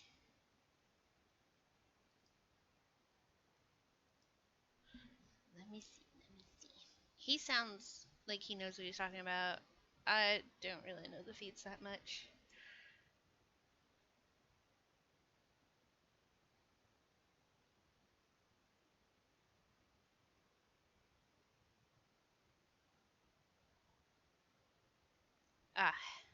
Heavily armored. Yes, that sounds correct. As long as you're proficient with medium armor, you can train using our training montage TM to master the use of heavy armor. Okay, that's what I thought. I just wanted to make sure. Just keep in mind and the heavy strength armor requirement. master gives you Yes. additional bonuses. Just do Although- a couple push-ups, you'll be all right. Although heavily armored does give you a little strength boost. Boop. Which should be just enough. Okay. I think so.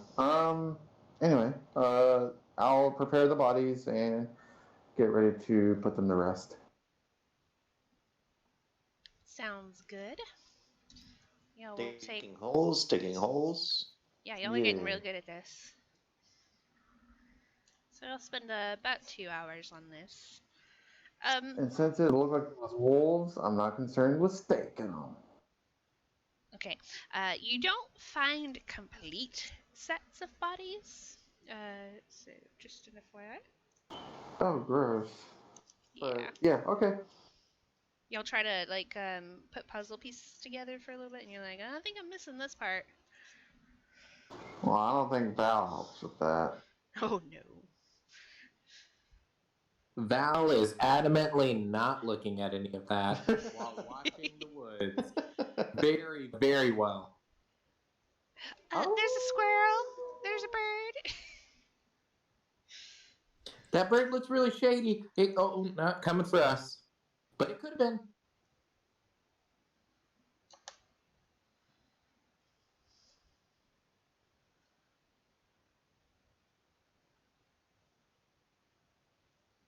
So that took up a couple hours.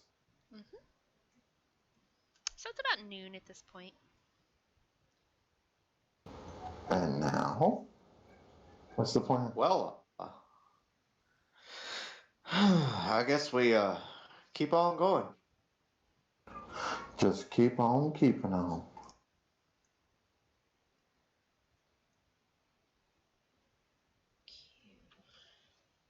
All right.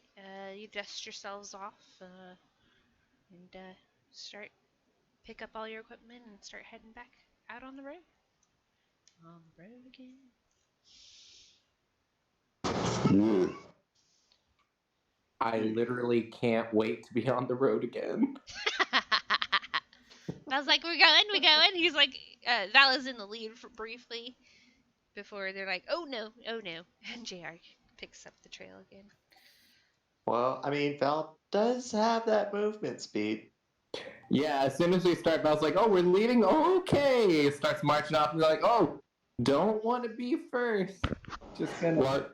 Largo's gonna whisper to JR, can you project your voice?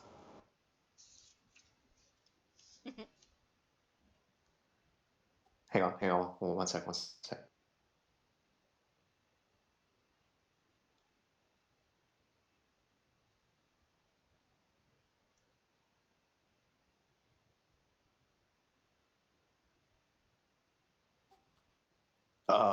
That's a negative, but I can send a message into Val's head, wiggling his eyebrows.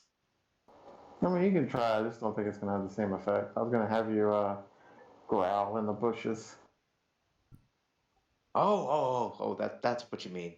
I thought you meant project like louder. Oh yeah.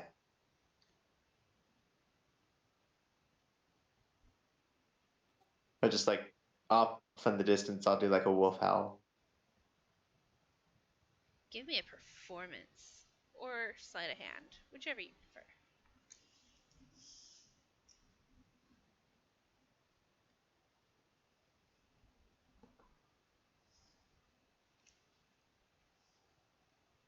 Wait. What spell are you using? You can't use message to Wolfhound distance. You It's are not. He's correct. not. He's just using his regular voice. Oh. Don't try to That stop kinda this, throws Val. voice. Oh, never mind. I was going to say prestidigitation, but that's only a range of 10 feet. Yeah, but I mean, we're in the woods. You could just put it off in the bushes to the side. Oh, yeah, this seems like it's coming out of the woods. How?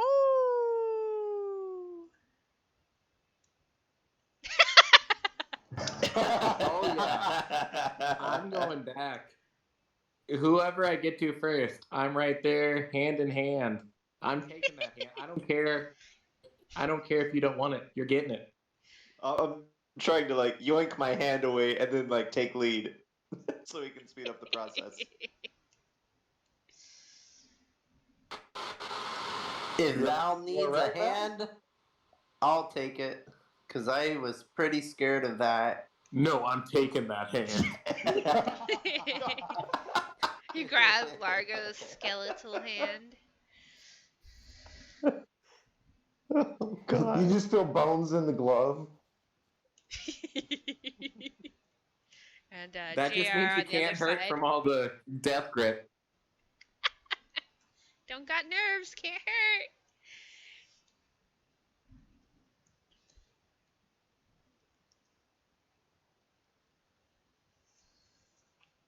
And we're marching. March, march, marchity march. Another 2 hours pass. And then you see high atop the river valley jets a quiet promontory upon which looms a sepulchral mansion, its turrets capped with fairy tale cones, its towers lined with sculpted battlements. A third of the structure has collapsed, as has part of the roof, but the rest appears intact. A dark, octagonal tower rises out of the surrounding architecture. Out of the fog comes a distant peal of thunder, quickly accompanied by the howling of wolves in the woods below. But the house stands silent, seeming like the fossilized remains of some long dead thing smoot upon the mountainside. You see a road that descends, leading off from the Swallets Road, that descends towards the house, or you can continue to follow the road.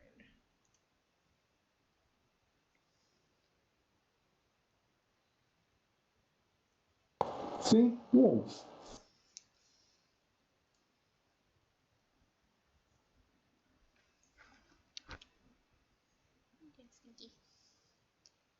Ah, starting to wonder if we went the wrong way or something.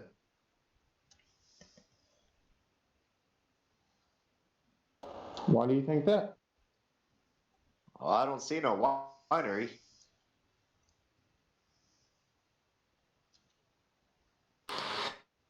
It's probably just farther ahead. Do we inspect this building before we go? Guess we could check it out real quick.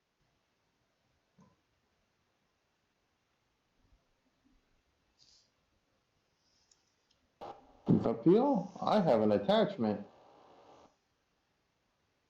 I What? can't go very far, very fast. The old ball and chain. Alrighty then. That's so mean. Well, I mean, Val is slowing down for you specifically. I know, but I'm using you as an excuse. It's like tiny, fast steps. Yeah, it's okay. It gives my knees time to shake.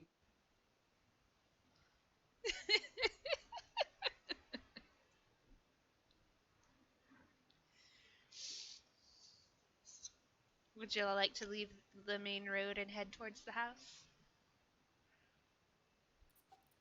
That's up The to house was them. on the right or the left. It's on the left side of the road. Okay. It's actually a Okay, yeah, small we'll check it road out. that leads off, and it kind of dips down before heading up onto a promontory.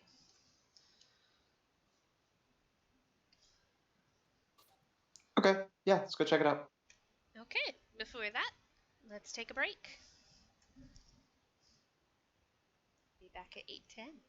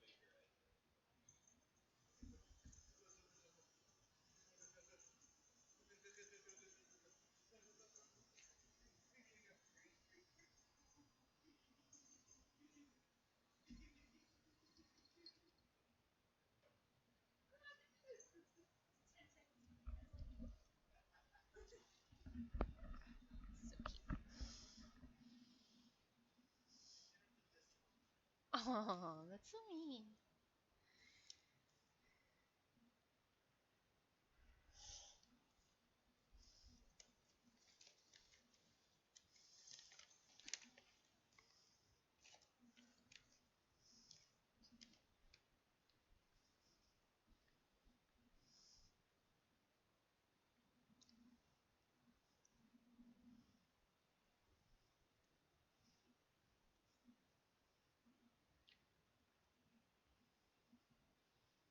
Alrighty, is everybody back?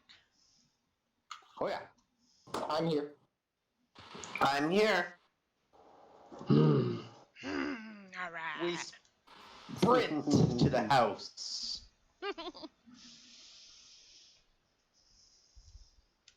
Alright, you head to the mansion. Getting closer, you see there's a circular pathway leading around this statue. Perched atop this 10-foot wide, 10-foot high cube of granite is this moss-covered statue of a dragon. Its wings tucked close to its body. The statue looks east towards the mansion, and then you see another dirt pathway leading off to some destroyed parts of buildings.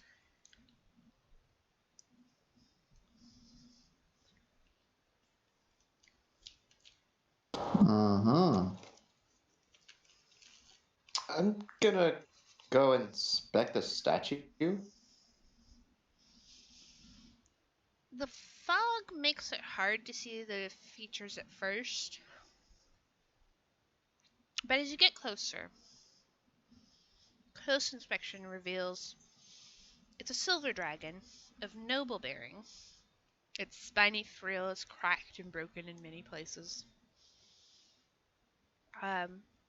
While the statue is only 10 feet tall, it looks much more imposing, perched on the granite block.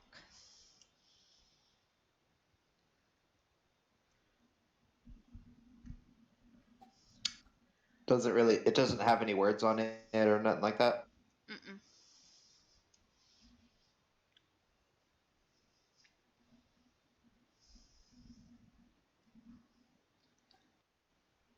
Cool. Oh, head to the mansion. Flagstone steps, flanked by stone railings, climb to a landing in front of a pair of tall wooden doors with rusted iron bands and knockers shaped like small dragons. Carved into the lintel above the entrance is the word Argenvolstolt.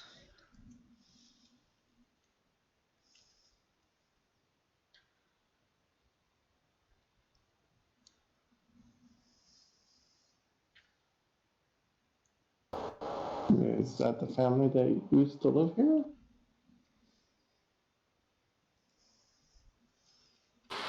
It may be.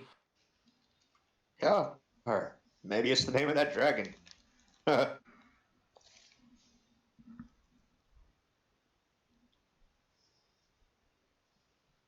We may Does- never know. Does the inside of this mansion look like abandoned or The doors are closed.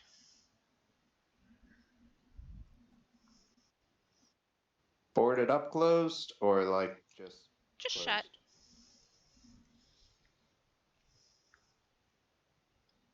Do we go in? Well, nothing's making a.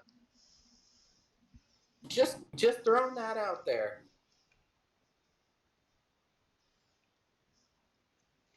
Food, food for thought. Just food for thought. You're not curious? I've learned about curiosity from y'all, and I gotta say, not so much. JR is gonna give a big smile, knock No. 3 times, and then run away around the building. Yeah, don't you? You're not allowed to talk, Jr. No, we're not saying those words again. JR, as you knock on the door, from behind you, the statue opens its jaws wide. and a blast of cold air hits all of you. It's just cold. It doesn't hurt you or anything. And then the statue closes its jaws.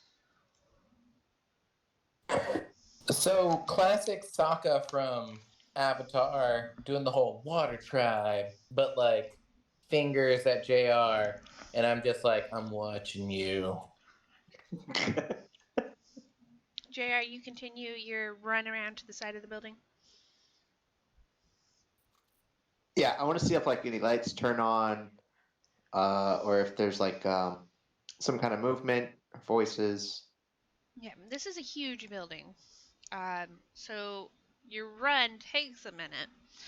As you run around to the side, you see that this portion of the mansion is destroyed. And here there lies the blackened beams of a wooden stable, burned to its stone foundation. Looming above the wreckage is the partially collapsed south end of the mansion, all three of its floors exposed to the elements.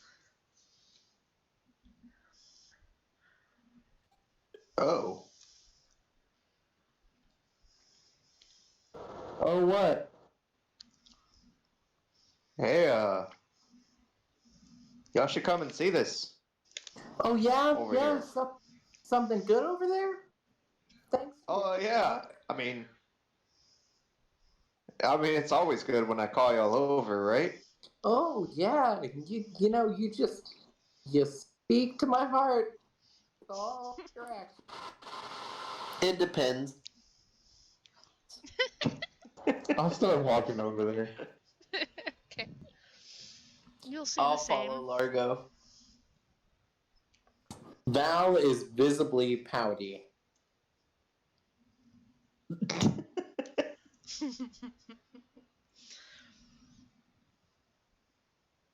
Poor Val. You see great. Looking at the three different floors here.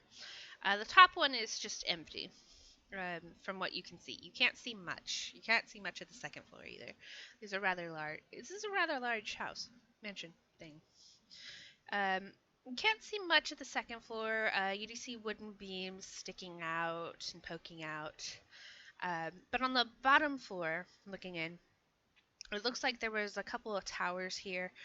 They've been smashed to rubble, and the bottom floor it looks like it's covered with cobwebs, large cobwebs, um, and rubble strewn throughout much of this vast chamber, caused by the partial collapse of the rooms above it. On this pink marble floor, there's fallen chandeliers that lie amid broken chairs and other furnishings. Thick webs stretch from wall to wall.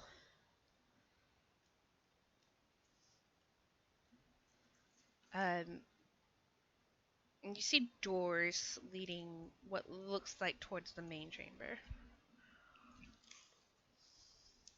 Three double door sets of double doors.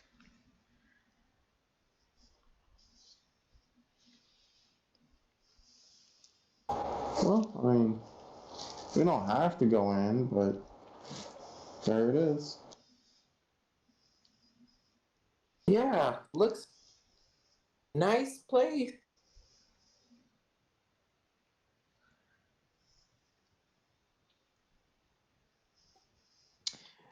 Uh, could I tell?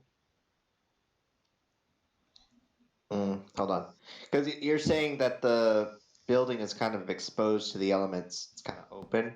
Yeah, like if how to describe it? Like imagine you've got a sandcastle, right? And you just take your hand and rake it down the right side of the sandcastle. That's kind of what this looks like. Oh, okay. It's pretty destroyed on this side.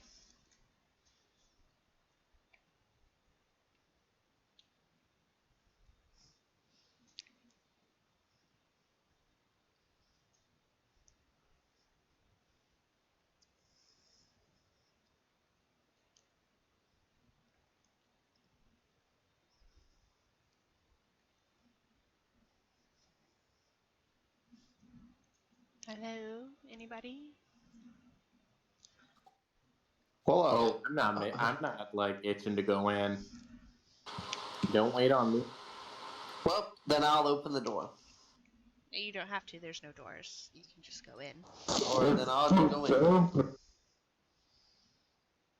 Say that again, Largo.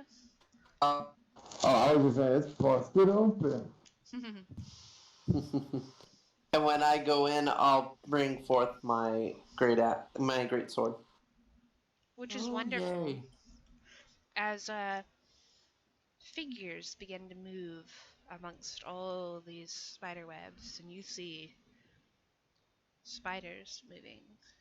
Too many spiders, giant spiders, and their eyes glitter in the pale imitation of daylight, and they look hungry. Val, how do you feel about spiders? I think Colin's got this. I think he's just doing good. He's following his heart. We should follow ours. Staying out here.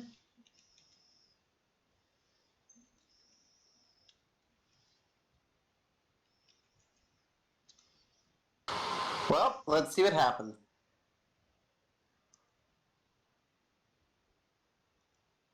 well, Famous last words. we stand here too long. I don't think we'll find out what happens. I don't think we'll live long enough.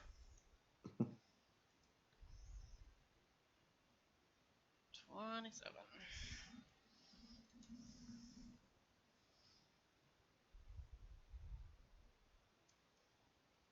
Hold on, guys. Let me do something real quick. Are we still in combat from last session? Seems like it. Yeah, see, Yeah, I like, think so. even Discord's like, nah, y'all don't want this smoke. Yes, 9.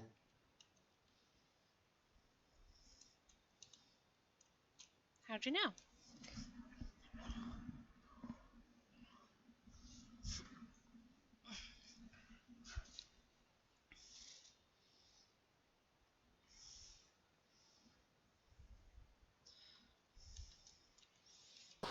Oh, I was talking about my roll, not enemies. Oh god. JR, you are remarkably Oh. lucky.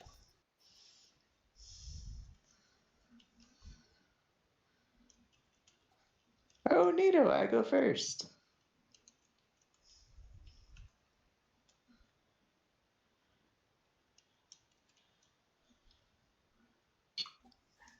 Go ahead. Okay, let me aim for what's that? GL1? GI.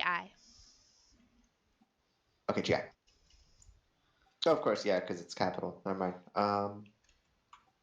Eldritch Blast. All right.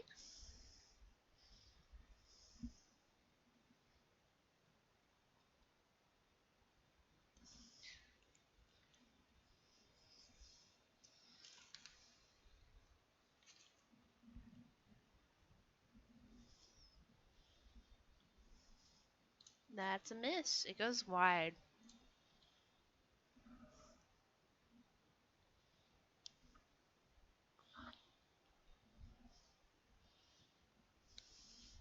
Largo, you are also not distracted.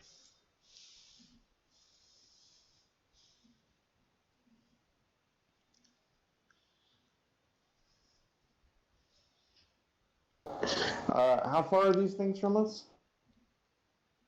They're coming down spider webs in the room. So they're off the ground about 10 feet. And then being outside the room, let me see. Where's my scale? They're about 20 feet.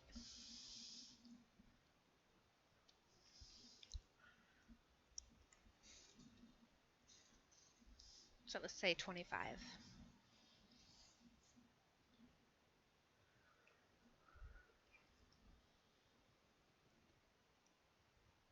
You gonna run right up on him? Yes, he can run in midair. I mean, he can stand underneath them, wait for them to come down. You gonna do that? Hold his action. Hang out. Big. My boy. Does a 16 hit? What are we using? Chill touch. Ooh.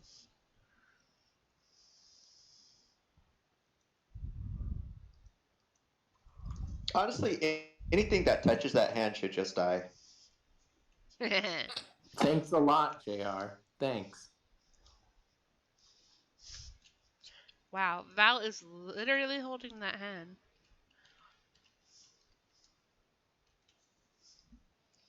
Feeling a lot of animosity here. Did, did the 16 hit? Or? I'm looking, hold on. Sorry. Oh, Okay. okay. Sorry, No, it's my okay. computer's really slow today. 16 will hit, yes. Which one were you aiming for? I'll say the same one as JR. Okay. And if it tries to attack me, it's going to have disadvantage. Just throwing that out there. Thank you. He's got a long ways until his turn. So I would have I definitely figured, forgot. but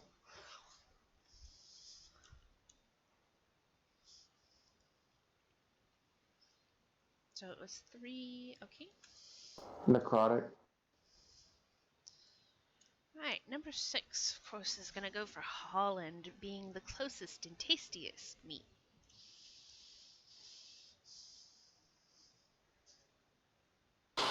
Come at me. So they do.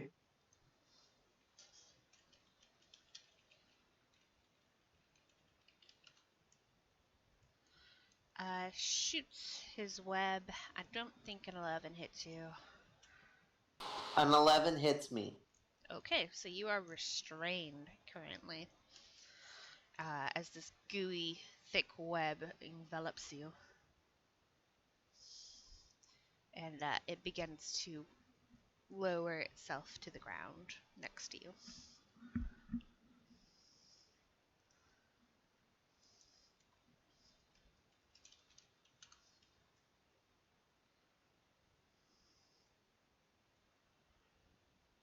Everybody else is still out of the room.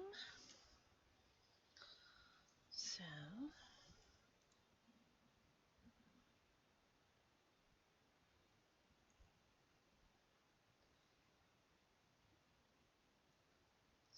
these are going to shoot webs at them.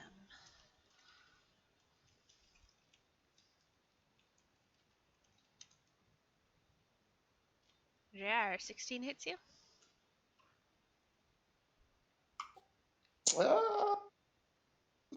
Yeah. You're restrained as thick, gooey web envelops you.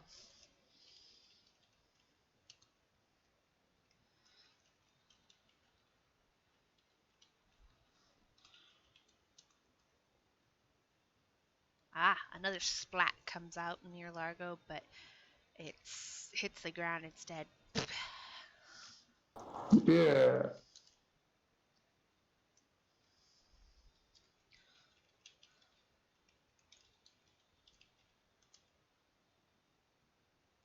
Another heads for Val, but Val being as squeamish as they are, they sidestep it. Oh! Exactly so. Another spider lowers itself to the ground next to Holland. It's gonna bite.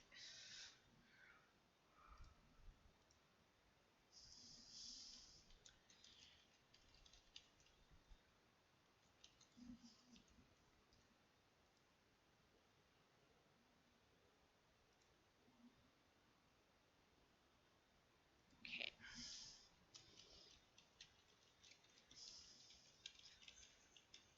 Spec, stop.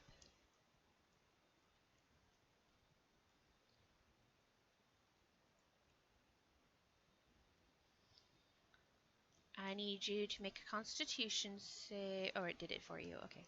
So you're good. So you're gonna take 10 piercing damage and 4 poison damage. Holland. Okay. But you are otherwise not poisoned or anything.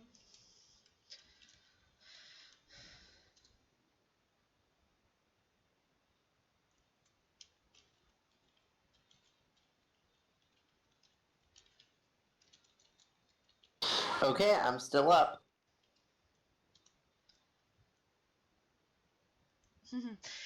They can't seem to hit this small figure of Largo. And that brings us to Val's turn. There are currently Val's gonna 2 kinda on the ground. Val's gonna give a taffy-footed pout, like, "Oh, I don't want to," and then run in the room and try and cut JR if I can with the short sword. Okay, you can attack. How do I roll that for cutting him out? Just your normal attack roll. It puts the AC and the HP down here, so you're fine.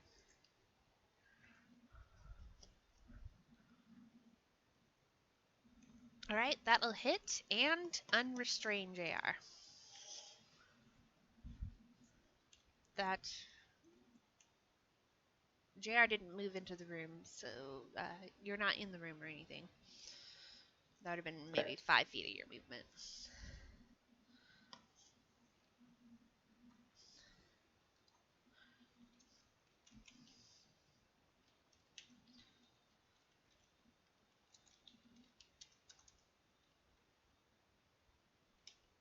Another splat lands near your shoe, Val.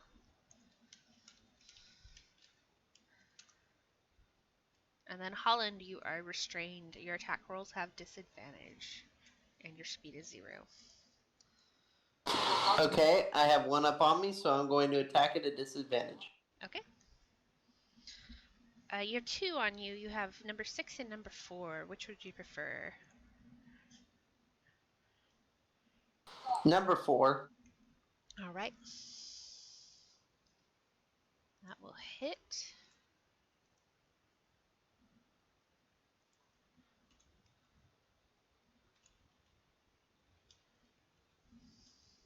Okay. Any bonus actions? I'm at. Sorry, you cut out. I'm going to curse number 4. Hexblade's Curse. Yes, ma'am. Okay. Let's see. So next time you hit, you'll gain bonus damage rolls, score blah blah blah, and regain blah blah blah. Okay. All right, into your turn.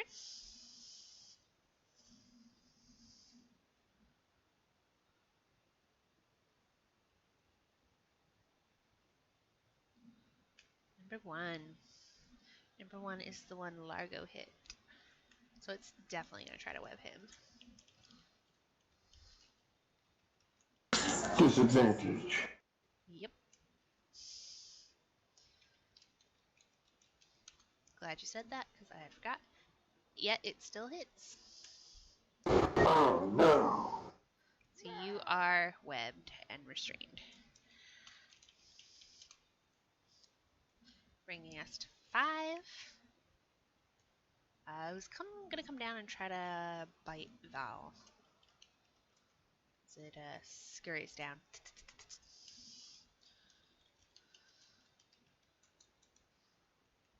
Actually, y'all aren't in the room still, so it would be Holland, sorry.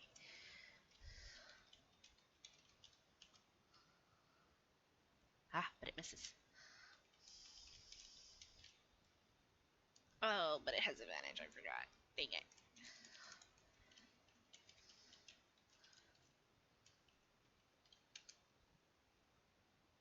Okay, that one hits.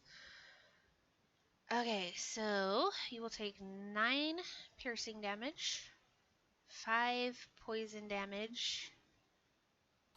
I'm unconscious. You are Well, that was quick. poisoned. They didn't get a long rest. You are paralyzed and And I'm poisoned. paralyzed. Yeah, you got it. JR, you are not restrained thanks to Val's quick thinking. Have any of these spiders gone down? No. Y'all hit like twice. Just curious. Yeah, they magically exploded. Who knows how? Well, just curious, because how many spiders are on Holland? There are 2 on Holland and 1 on Val, and the rest are still in the webs.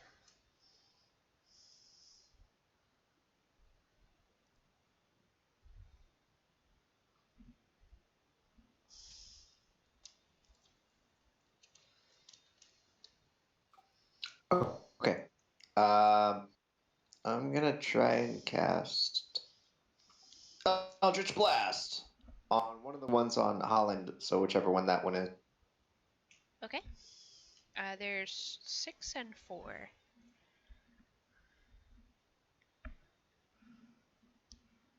I'll go for 6. Okay.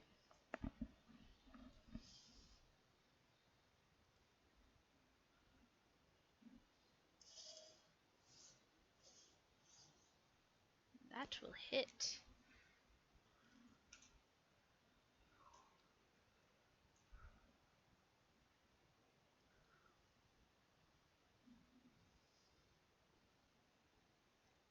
Largo, you are restrained. Oh, oops.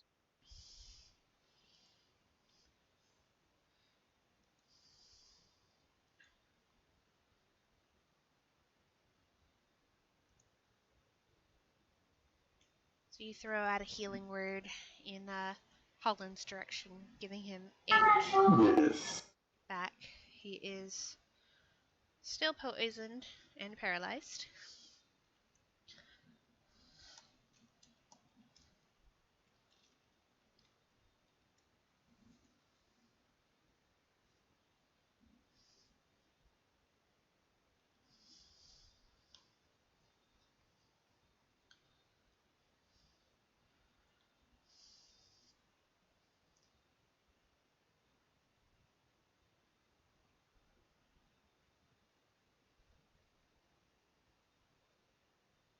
Another 3 necrotic damage and has disadvantage against me in future attacks. Since you're restrained, you have to roll with disadvantage.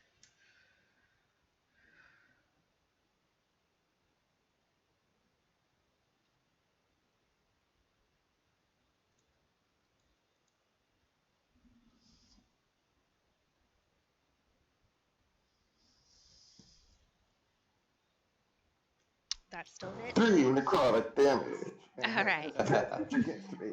And I'm assuming this is going for number 1 again? Yes. Okay. All right. Number 6 is one of the ones on Holland. Holland's still restrained.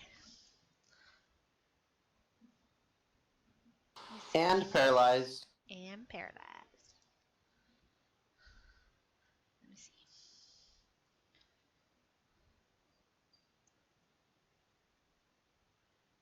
I do look like a juicy snack, though.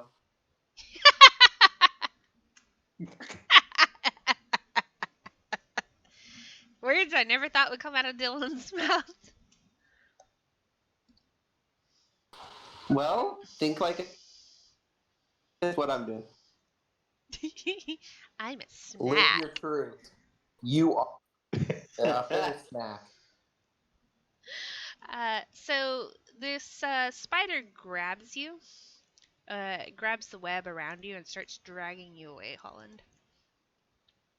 Since you're paralyzed, you can't take actions or reactions. So he's just dragging you. Sounds good to me.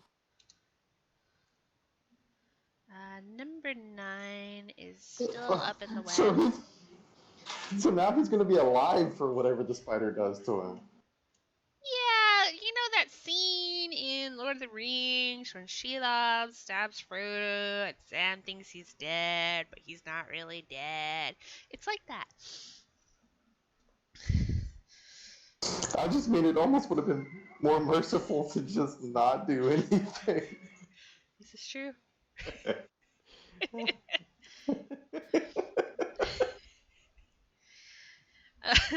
So, anyways, number 9 sees this threat and it's gonna try to shoot Val.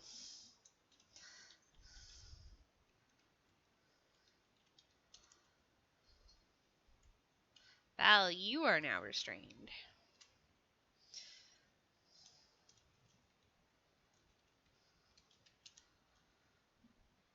Oh joy. Looks like everybody's restrained. Nope, JR's free. So, hey, look what I'm gonna do. No way. It misses. It goes wide. It like shoots way over your head. For a moment, you have this like little perfect spider web between your horns, and then it just tears. Nice. But there's more. Number 2 is gonna drop down to the ground and start scuttling out of the building towards y'all. Eeny, meeny, miny, mo.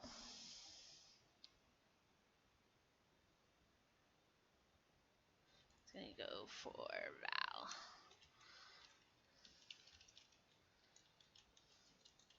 Val, you're restrained, right?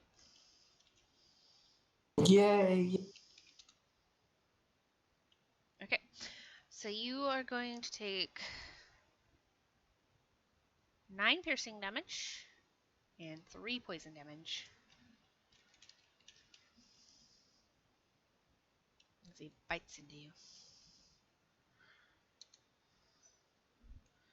Number 4 is gonna follow number 6 that's taking Holland away.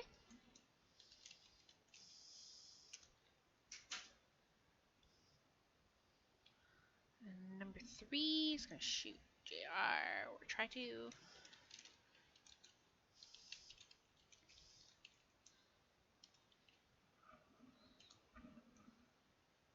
Missing.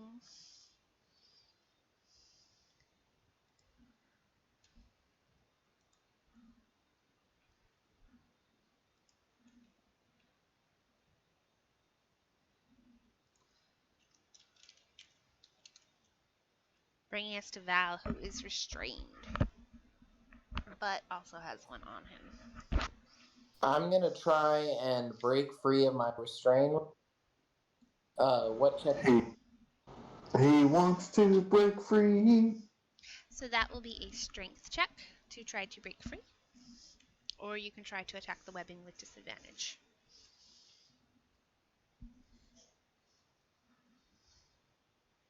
Ah, this sticky stuff is stronger than you thought it was. So that was your action. So that brings 7. 7 is going to drop down and come up behind JR and try to bite into his calf.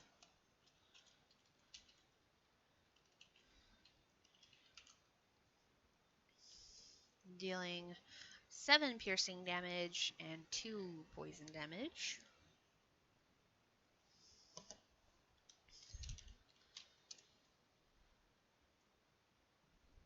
Holland, you're conscious, but paralyzed. So basically you can just watch as these creatures' fangs dribble over your face, poison dripping down as you're being dragged into a corner.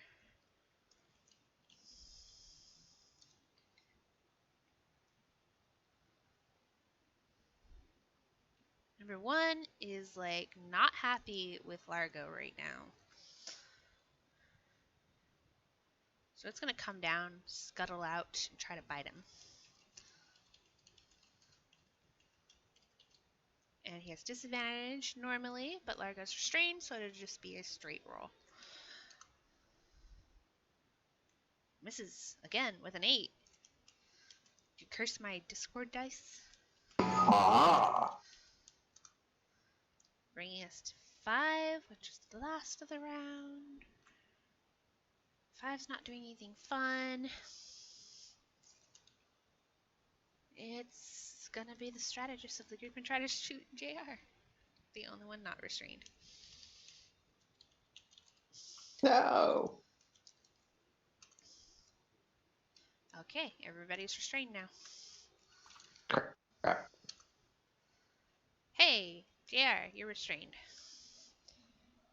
That was not nice.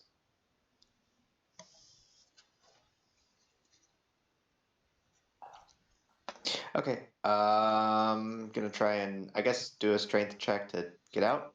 Okay? You said or attack with disadvantage, right? Right. Depending on what kind of weapon you have equipped.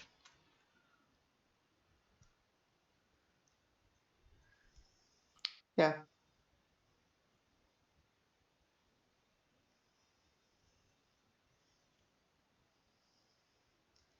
Ah, you bust these webs. Psh! Big flex. You weren't restrained even a Eh. second.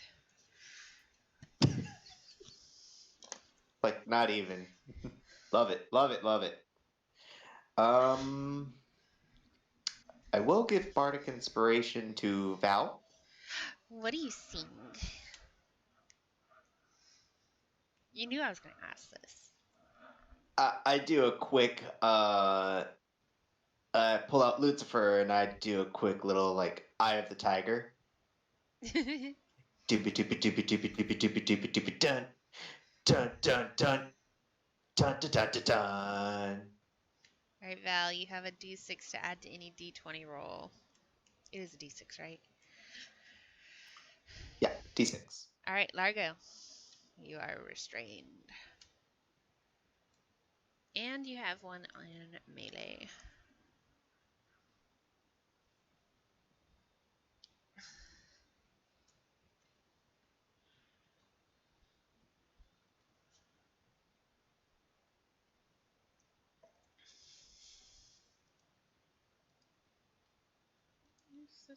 That is movement. That is 25 plus 15 is 35, 40.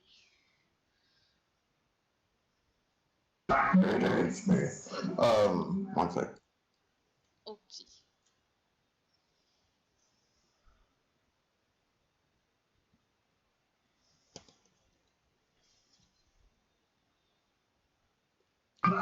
The one on me is the same one I've been fighting, right? Yeah. It doesn't Okay, like I'd you. like him to make a wisdom saving throw. Okay, what are we saving against?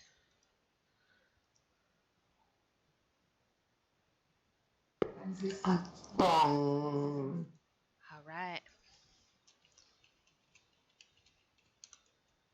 That would be a 10.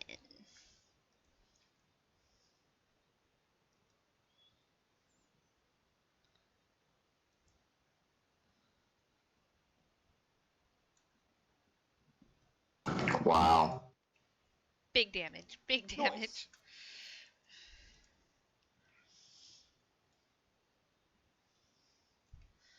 Alright, number 6. It's gonna drag Holland a little further away.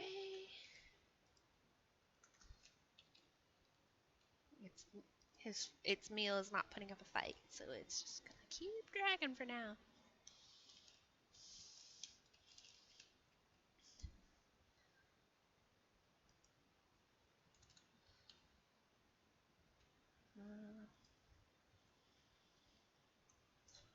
Number 9. It's not on anybody, so it's gonna continue to snipe.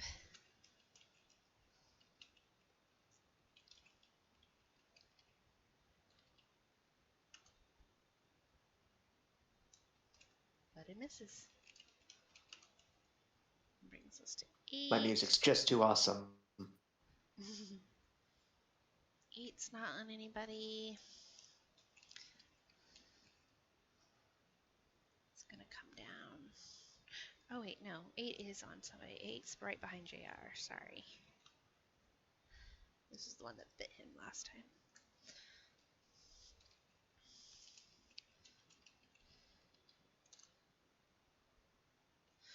Alright, you get bitten again for 4 piercing, 3 poison.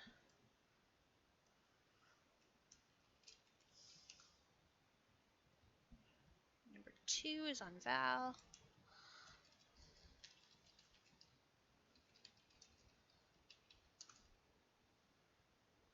Val, you're going to take 5 piercing, 6 poison.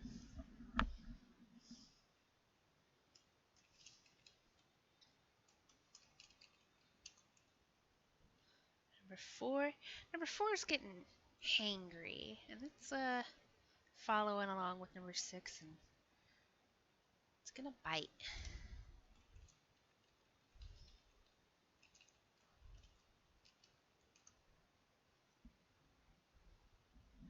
Holland, you go unconscious again. Okay.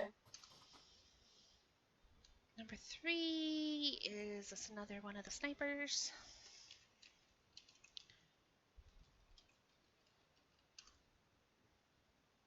JR, you are restrained again.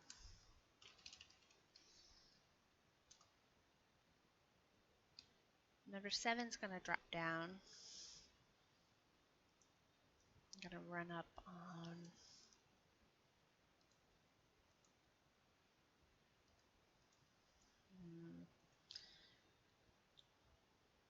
it's gonna run up on Val.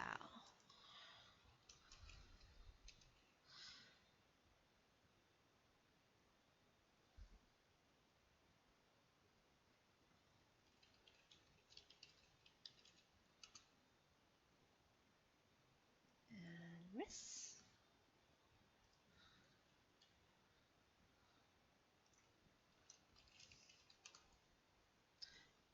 Holland is unconscious. Let me make some saves for him.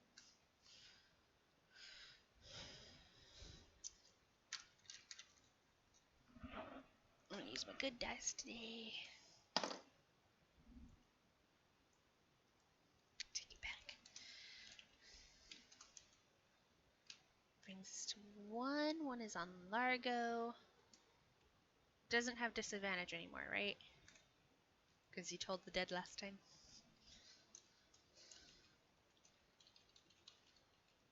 Correct.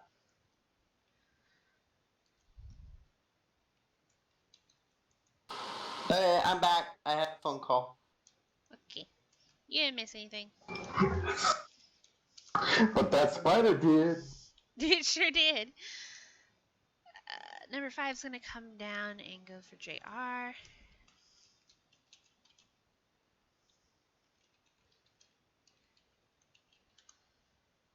JR, you're gonna take 5 piercing and 5 poison.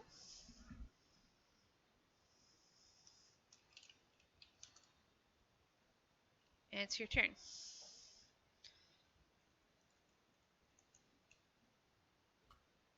Alright, gonna try and, I guess, break out of the web again.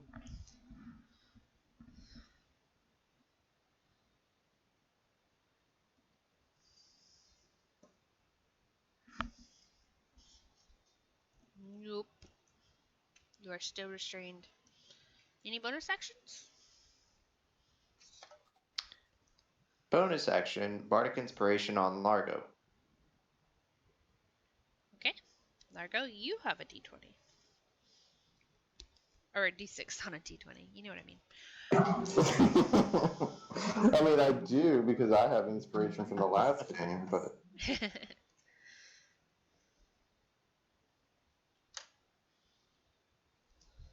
Now you're bardically inspired. I don't even get a fancy little tune or anything. No, I mean, what the hell? I would have continued the song, honestly. I'm just picking on you. Dun dun dun. Rising. We're still able to attack as normal, correct? You can still attack, it would be at disadvantage.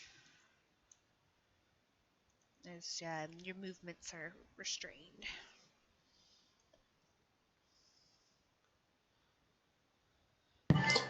Let's do Toll the Dead again. Okie dokie. That's a 10 again. I sure do like rolling 8s and 10s against you, Largo. Much better. Speaking of 10s. Can I see Holland, or is he gone? He is 90 feet away. Oof. And probably out of range of sight. You can probably see his feet, but not like good picture. Number 6. Even if that was the case, it's too far away. Number 9. Number 9 is our sniper. But there's nobody left to snipe, so we're gonna come down. We're gonna come bite somebody, or try to bite somebody. Let's go for Largo. He's only got 1 on him. I'm so small, and the others are big and look delicious. Well, you look pretty delicious. You're gonna take a total of 12 damage, 10 piercing, 2 poison. Ow. And I saved. Rude. Yeah, that means you only took 2 of the poison. Wow.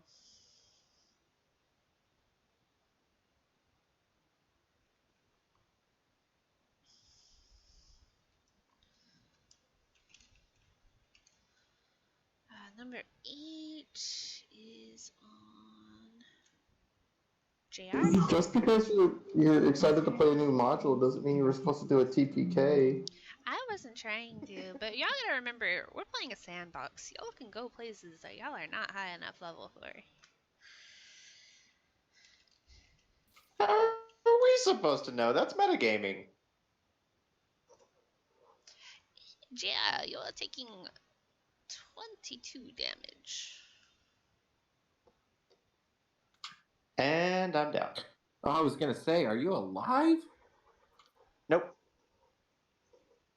As a crit, ugh.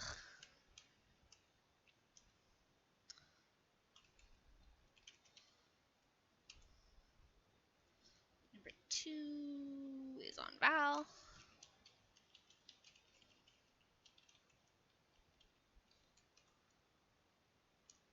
Val, you are going to take 9 total.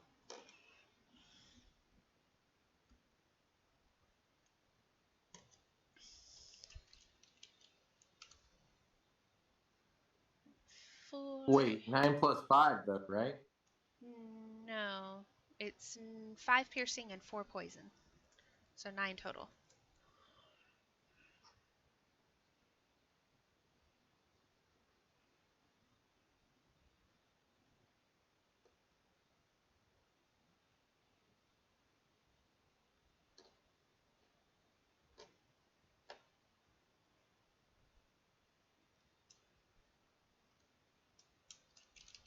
Oh, well, either way, I am down.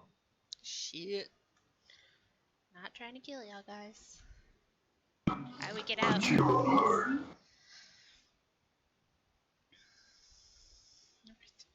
3 is not on You're not, anybody. but Discord is. No kidding. Number 3 is not on anybody.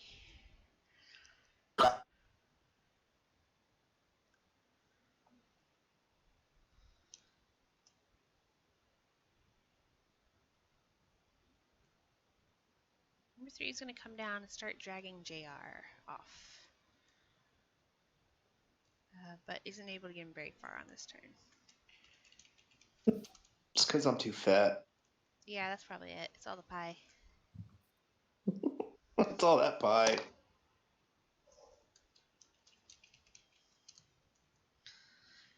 7 is on Val. Go start dragging them away. 30 feet.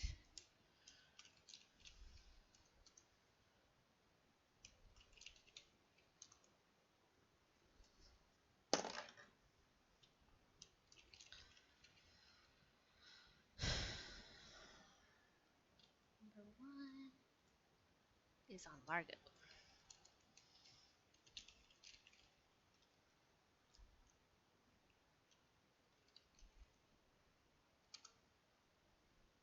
Largo, you're going to take 10 total.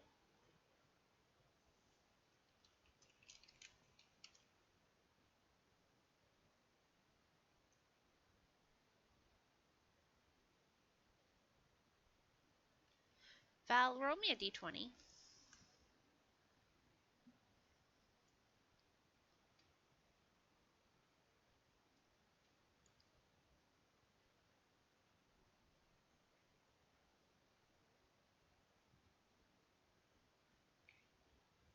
Five. 5 is on JR, so it's going to follow the drag.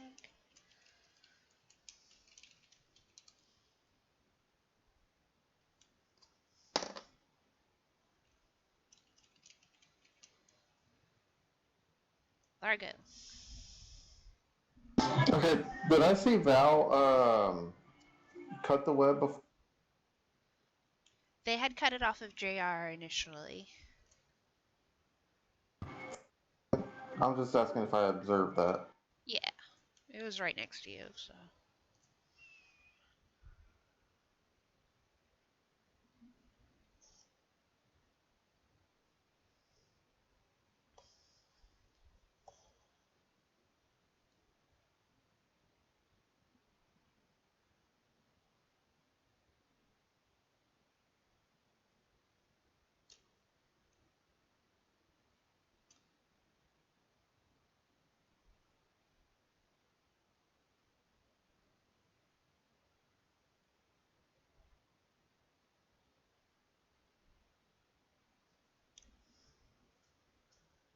Uh, so doing that would still be disadvantage, correct? Yep. Okay. One.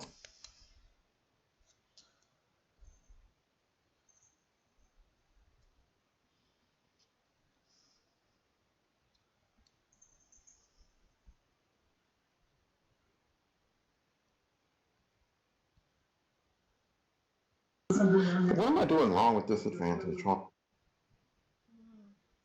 You put a space after your formula, and then DIS.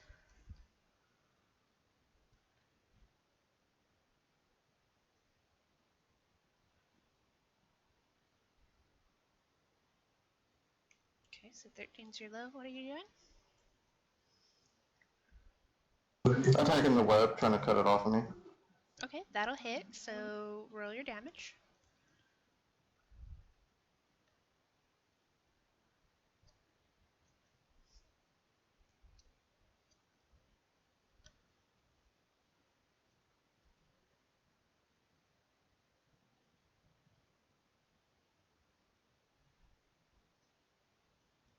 And that is enough to bust the web.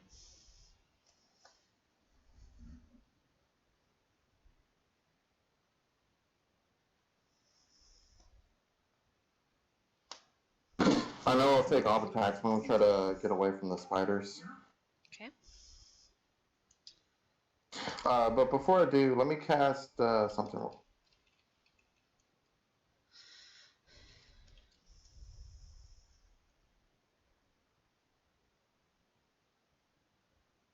Is that on yourself or somebody else? 5 on Val. All right, Val, you come back to consciousness. Though you are paralyzed.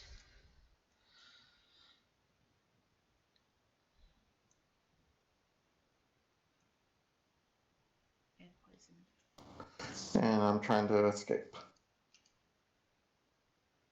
I think it's because I'm on yours.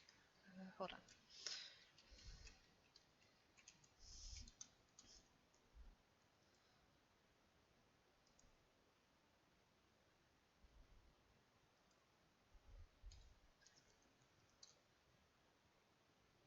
14 hit you? No, 16. Whew, okay. You only had the one on you, so you only take one. I thought the other one came down after me. Think they were heading your direction. I only have one marked for you.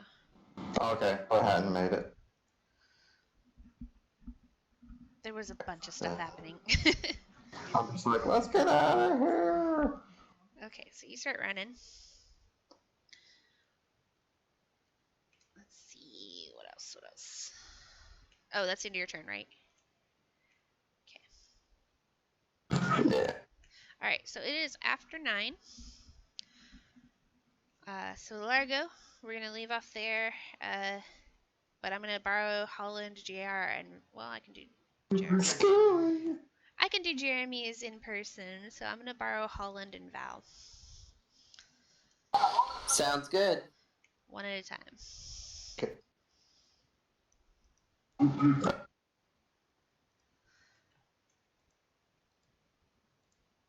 Okay, Holland. So, your soul has left your body. But it's floating in this mist. You're looking down at your body as it's being devoured by spiders. And you feel this presence. Let me see, just a second, I'm finding my stuff.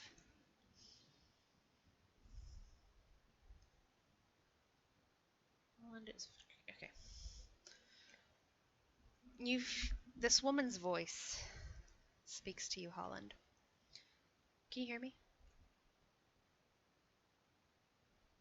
Holland? Yes, I can. Okay. This woman voice speaks to you, and she says, that isn't gonna do at all.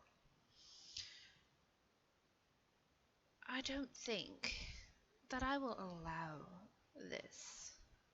You see this beautiful woman dressed in golden and white finery, and you can tell she's a noble woman. And she holds her hand out towards your spirit. And she goes, take my hand. I can help you with power over life and death.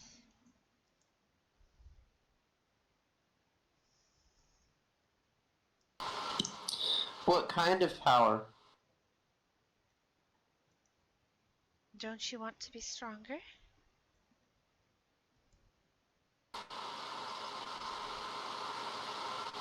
Would I still be trapped here if I don't accept? It is the fate of all souls who pass away in Barovia to remain trapped in the mist. But I'll still be trapped either way. Maybe. But with my help, maybe you'll be stronger. Maybe you can lift the curse.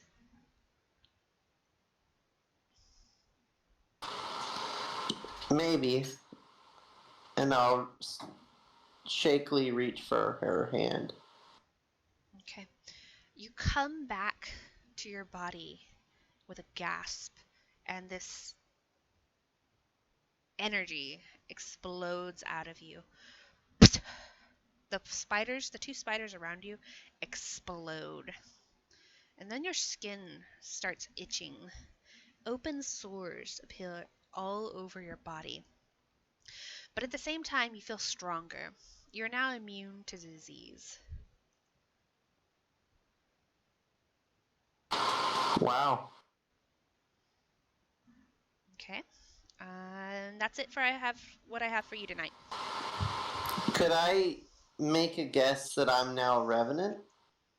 No, you don't feel undead. Okay.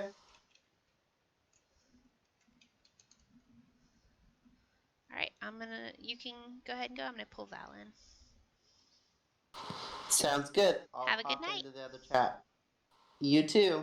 Thanks.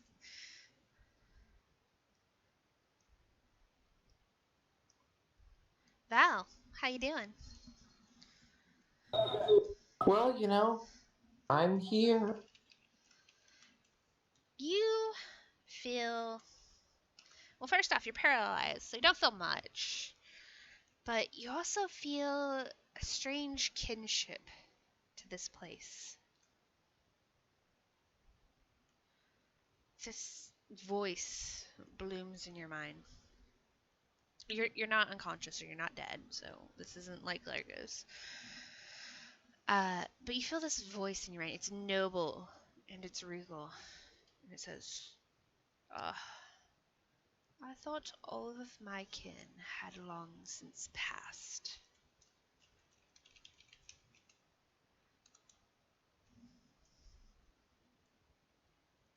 Now, you can respond in your mind.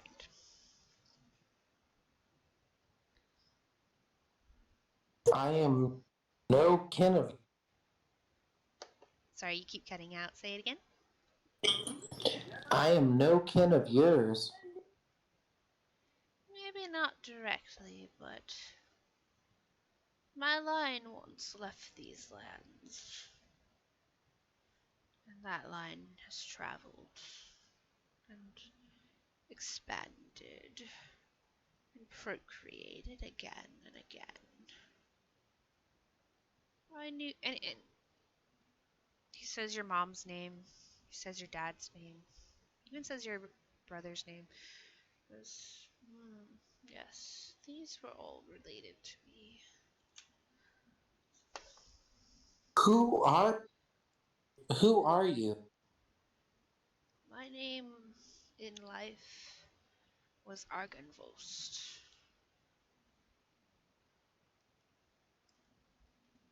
And now?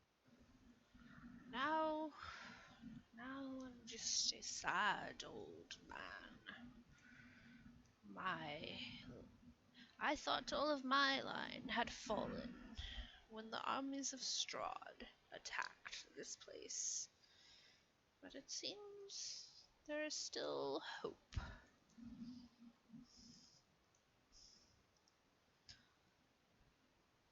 If you And can, these. Sorry, go ahead. if you can take my misplaced skull to my tomb, I would be able to repay you and give you that which you are due as one of my progeny. Where is this tomb? It's here on these grounds. I cannot see the way I used to.